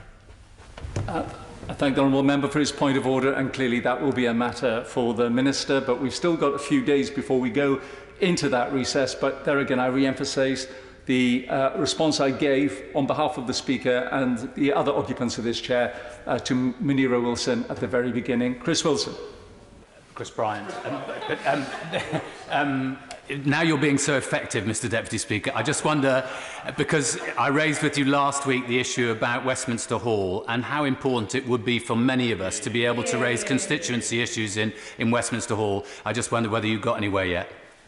Not at this moment in time, but I'm really hopeful that as we go into the September part of the next part of after recess, that sufficient progress will have been made that we can then start to normalise the proceedings in this chamber. I fully appreciate that the way that we're currently operating isn't how we would all like it to be, but we have to do it at a progress that is safe for all members and staff here. But I do hope that we will make sufficient progress. Point of order.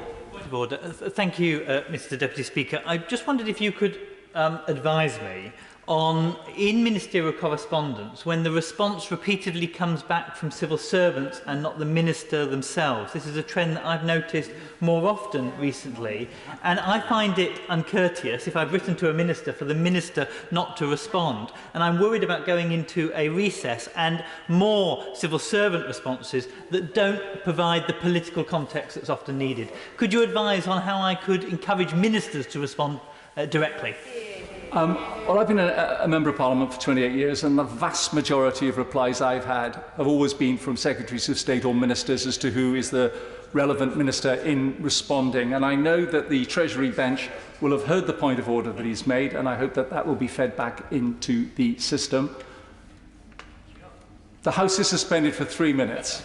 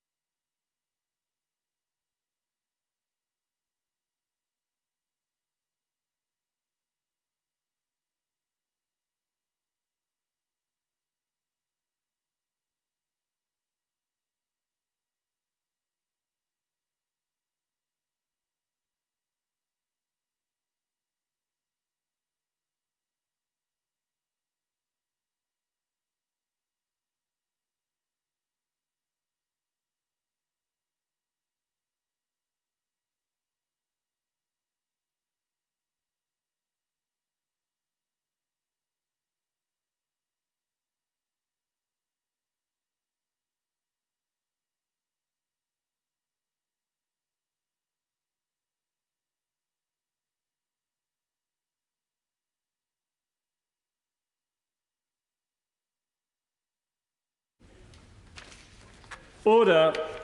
Order. Presentation of Bill. Christine Jardine. Pardon?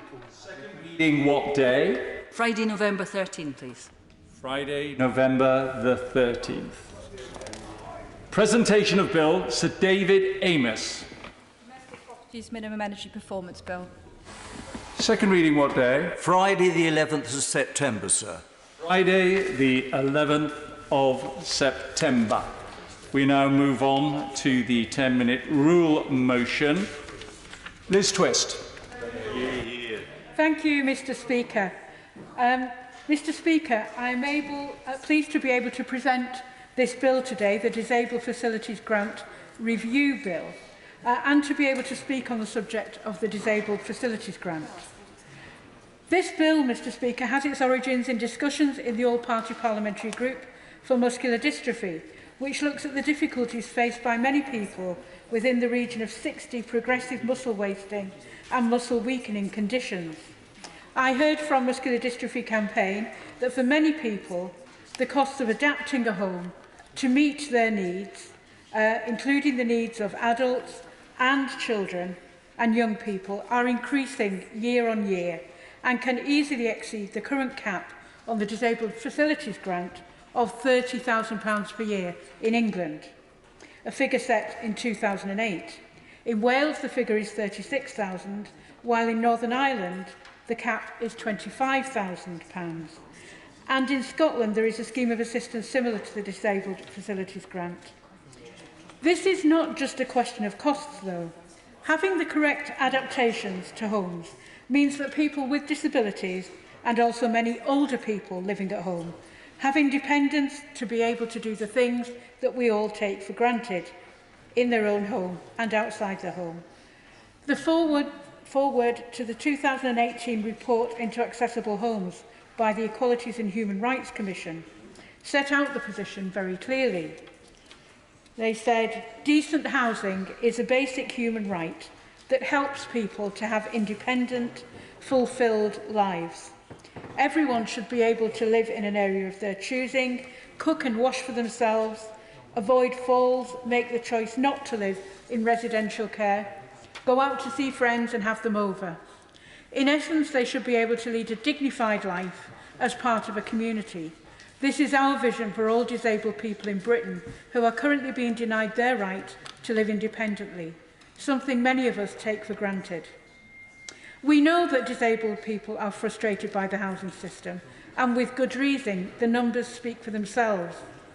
Research from charity Leonard Cheshire shows that 67% of councils report disabled people not having crucial home adaptations completed within the 12-month deadline. 23% of councils report disabled people waiting over 2 years for completion of works. Demand for home adaptations through disabled facilities grants rose by 27% between 2015 and 2019.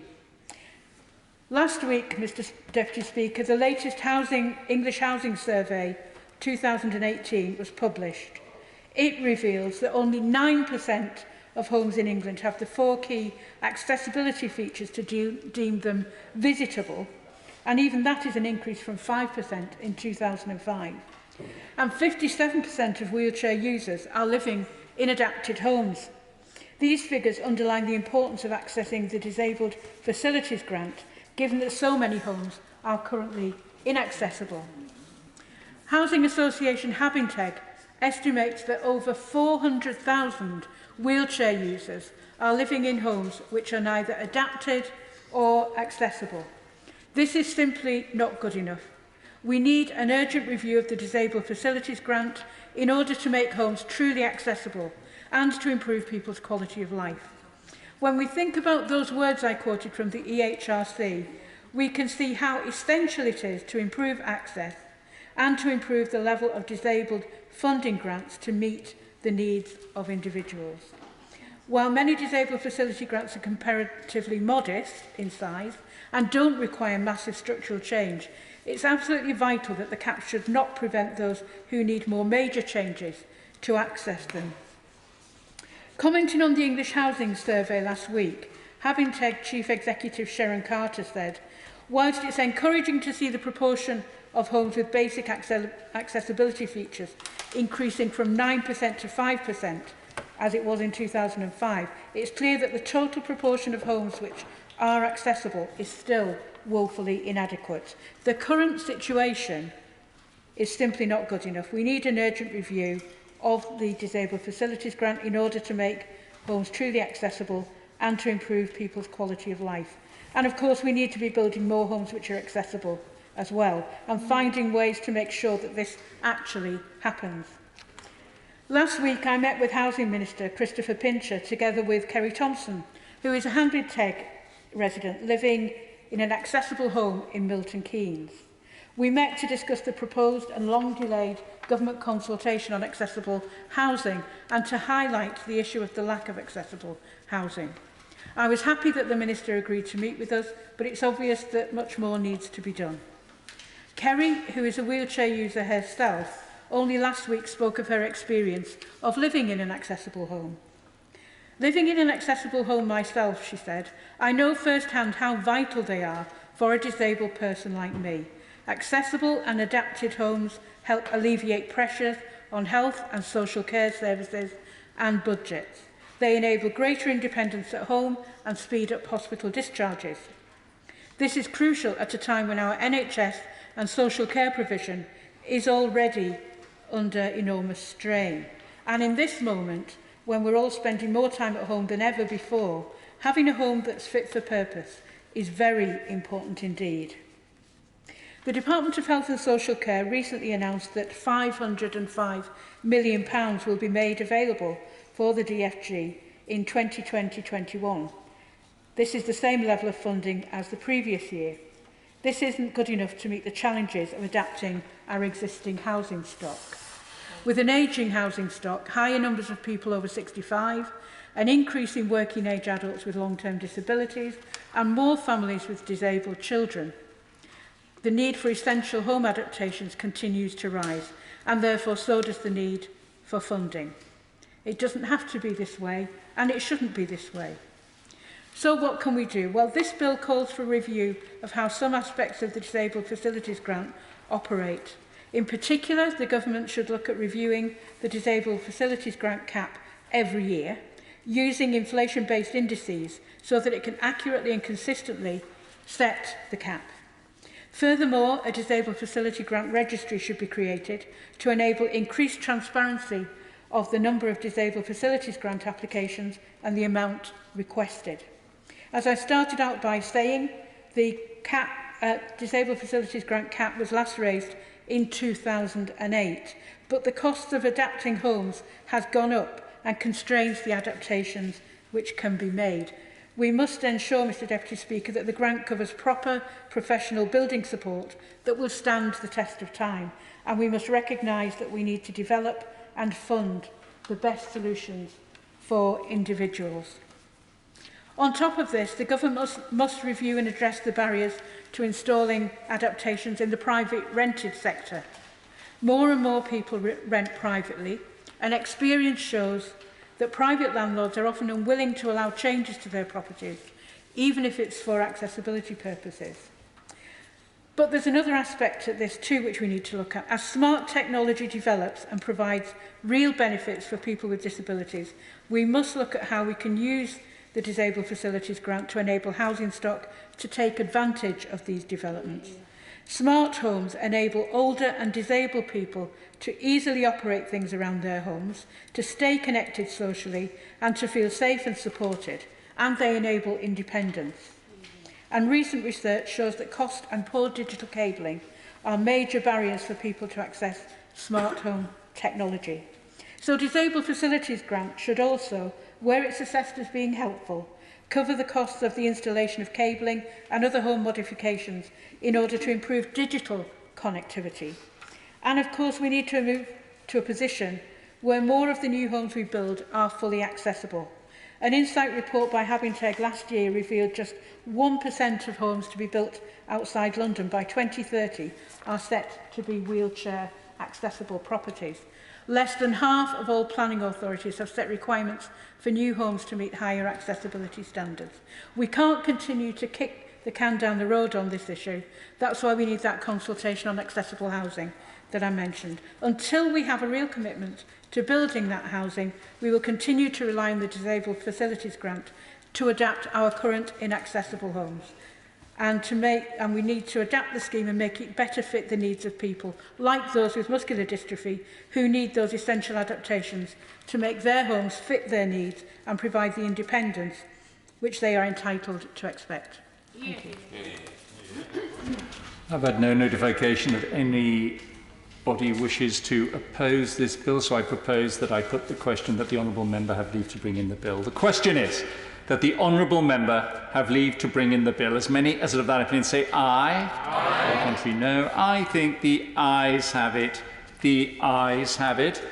Who will prepare and bring in the bill? Myself, Mary Linden, Steve McCabe, Andrew Gwynn, Graham Morris, Yvonne Favag, Bambos Charalambos, Jeff Smith, Rosie Duffield, Kate Osborne, Matt Weston and Barbara Keeley. And yourself, Liz Twist. Disabled Facilities Grants Review Bill. Second reading what day? Friday the 27th of November. Friday the 27th of November. The clerk will now proceed to read the orders of the day. Parliamentary Constituencies Bill as amended in the Public Bill Committee to be considered. Now.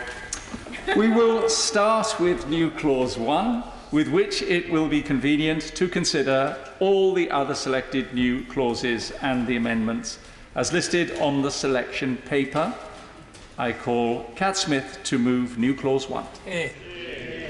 Thank you, Mr Deputy Speaker. I rise to move new clause 1 and amendment 1 in my name and in the name of the Leader of the Opposition, and it is a pleasure to again be speaking on this bill as it gives me the opportunity to put on record the Labour Party's support for the boundary review in time for the next general election. And I'd like to start by thanking all the honourable and right honourable members of this House who served on the Bill Committee, in particular my honourable friend for the City of Chester who regrets he cannot be with us this afternoon. With our current constituencies drawn up on electorate data that's now nearly 2 decades old, we cannot go into the next election based on data which will be by then a quarter of a century out of date. Our country and our communities look very different, and this review will take into account new electors as well as significant demographic population shifts. Our review is urgently needed, and we on this side of the House do not stand in the way of that. Throughout the stages of this bill, we have worked constructively to improve the legislation for the good of our democracy, and there have been areas of distinct improvements along the way. The size of the House of Commons has varied massively over the centuries. The largest Commons came in at 707 MPs in 1918, so if we consider the current social distancing measures that we're adhering to, they really would have struggled. But certainly in the last 2 centuries, we haven't dropped below 615 MPs. Reducing the number of MPs whilst maintaining the size of the executive was always an affront to democracy, and I do welcome the U-turn by the Minister on this matter. Given our departure from the European Union and this government's chaotic handling of the current pandemic, it's clear there's going to be plenty of work for 650 MPs. We supported and welcome the amendment at committee stage to use the March 2020 register for the new boundary review. It's important that we use the most accurate snapshot of our country to draw up our electoral boundaries, and the inclusion of Ynys Môn as a protected constituency is something the Labour Party have long campaigned for, although I was surprised to see the Minister support this in committee given her party's previous firm opposition to it. But then I remembered that the Tories may have an alternative motivation for suddenly recognising the unique status of the island. Well, I welcome it all the same. However, there remain 2 crucial areas of concern within this legislation which I will raise today. New Clause 1 and Amendment 1 are crucial for the betterment of this bill, and I encourage all honourable and right honourable members to support them. Starting with Amendment 1, which stands in my name and in the name of the Leader of the Opposition. This addresses the most central problem at the heart of the bill. Ending parliamentary oversight will fundamentally undermine the democratic integrity of the boundary process for years to come. To quote a written answer to a parliamentary question in the other place, prerogative business made on the advice of the Privy Council by ordering Council is not subject to parliamentary procedure and relates almost exclusively to the affairs of chartered bodies. So this process is not a normal procedure, and the opposition has concerns about its use in this bill. The process is reserved for things like, for example, when the University of Westminster changed its name and when the Trading Standards Institute became the Chartered TSI, etc., etc. And these all needed orders in Council, which raises the important question, is this the right procedure to use for the adoption of new parliamentary constituencies? And it seems to me the answer is clearly no. The new reports will be approved automatically by order in Council without debate or approval by either House of Parliament. The Government argues that this change will allow for the reviews to be passed, quote, without interference or delay, but this quite simply is not the case. As Professor Sir John Curtis said in our evidence sessions as a committee, this bill, it would be, quote, perfectly possible for a future House of Commons, if a current administration did not like the review, to say, actually, we should delay it. And all they need to do is to introduce a quick piece of primary legislation to overturn it. Mr Deputy Speaker, this change is a dangerous step which would, by definition, grant any government unequal and undue influence over the boundary review process. A government have the power to shape and manipulate the rules that govern the boundary review process. Fundamentally, whilst, yes, the commissions are independent, they are working to the advice and instructions given by government. So the question of a 600-seat or a 650-seat parliament is an example of how the executive can determine the outcome of the process. I will quite happily give way. At the very beginning of her speech, I had been listening intently to what the Honourable Lady's been saying. She lamented the fact it's been so long since we implemented the recommendations of a boundary review. In the explanatory notes underneath Amendment 1, which she's speaking just now, she says that she wants to maintain the status quo. Well, doesn't that prove that the status quo simply has not been working, hence why we are bringing forward this in the bill today? Quite the opposite. I'm arguing that under the status quo, the only blockage in this passing has been the government, and they would still have the power under this bill to do the same block that they have done for the last two times this boundary review has failed to go through this House. Although it is worth noting, of course, that if it was not for the parliamentary oversight, we would actually have a 600-seat parliament here today. And perhaps this is an example, Mr Deputy Speaker, of parliamentary scrutiny at its best. I will give way to my honourable friend. Honourable friend for giving way. Isn't she getting to the nub of the issue there? The reason why the government, over the last two boundary commissions, failed to put it to the House of Commons was because of their stubbornness in sticking to 600 meant that they could not carry it. The fault lay actually with the Prime Minister rather than with the House of Commons. That's the real problem. My honourable friend made some very thoughtful and interesting contributions at committee stage, and I see continues to do that at report stage, and the points he raised are entirely correct. This government would do away with Parliament's role in the process, and it's a role that Parliament has always had. In short, the bill removes the power from Parliament and hands it to the executive, and the government's justification for this change, it simply doesn't stack up.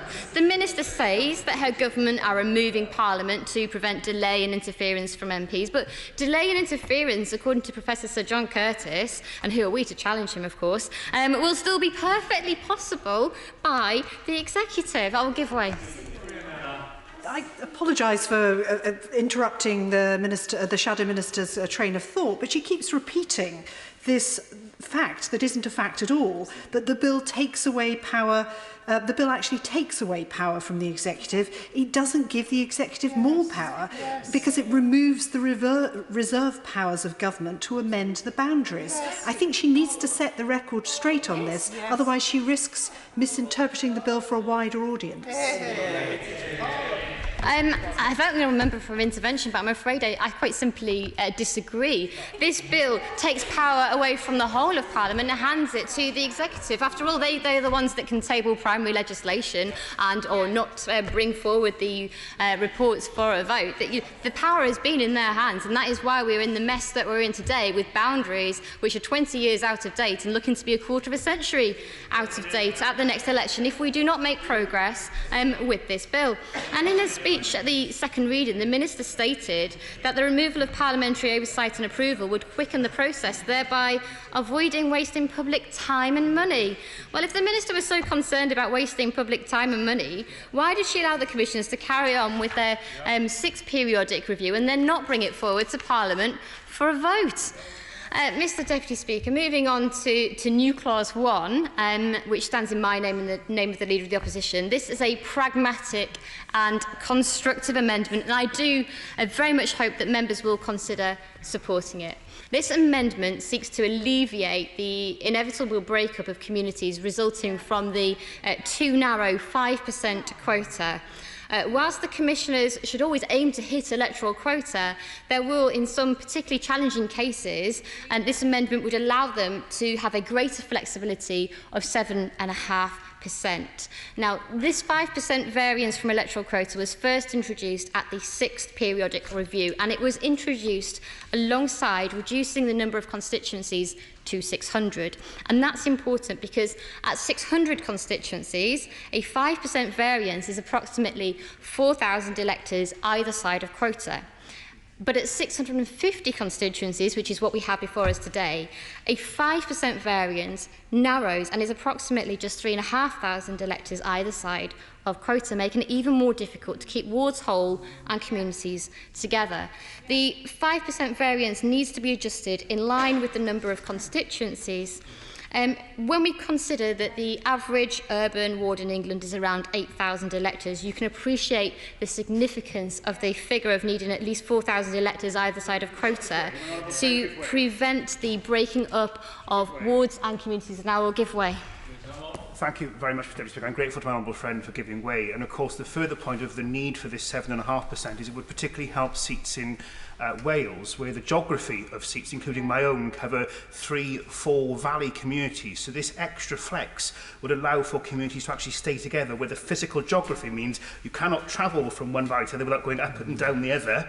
And therefore, these sorts of changes really do make a difference in lots of rural and ex-industrial communities that have, shall we say, not flat land masses. I thank my honourable friend for that intervention, and he makes a very good point about the particular geography in the Welsh valleys, where the mountains do somewhat prevent communities being drawn across those mountain ranges when the transport links are so poor. And I'll give way to the honourable gentleman. For giving way. She talks about keeping communities together and about breaking up wards. Why does it matter if a ward is broken up?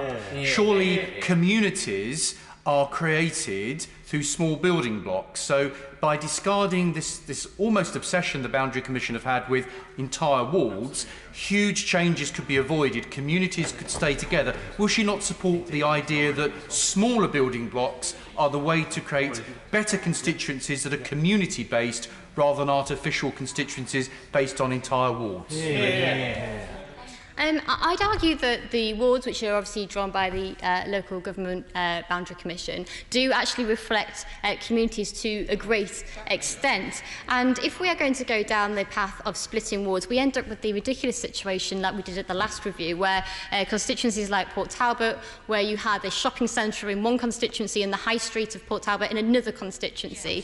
And my amendment seeks to minimise the chances of ridiculous situations like that occurring, because under the current bill, the Commission are going to struggle to respect the factors laid out in Rule 5, which, of course, you will know are the existing constituencies, local government boundaries, local ties and geography. And during the evidence sessions for this bill, the Secretariat for the Boundary Commission for England spoke about the difficulties caused by this small tolerance, which makes it, quote, much harder to have regard for other factors such as the importance of not breaking local ties and having regard to local authority boundaries and features of natural geography. He said, basically, the smaller you make the tolerance, the fewer options we have. The larger you make the tolerance, the more options we have and more flexibility to have regard to those other factors.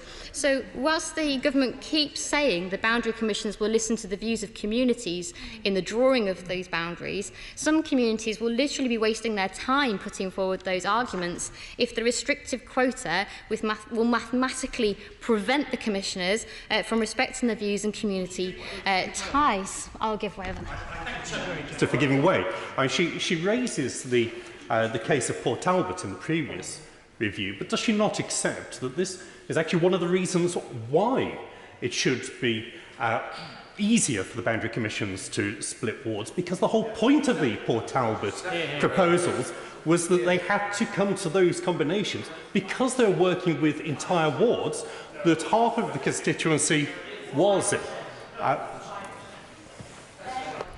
I think in the case of Port Talbot, it was the 5% quota that meant that decision had to be reached. And when we're talking about quota, we know that internationally a larger quota is used and promoted as best practice for securing fair representation. Indeed, the Council of Europe's Venice Commission's Code of Good Practice in Electoral Matters recommends allowing a standard permissible tolerance, an average of plus or minus 10%.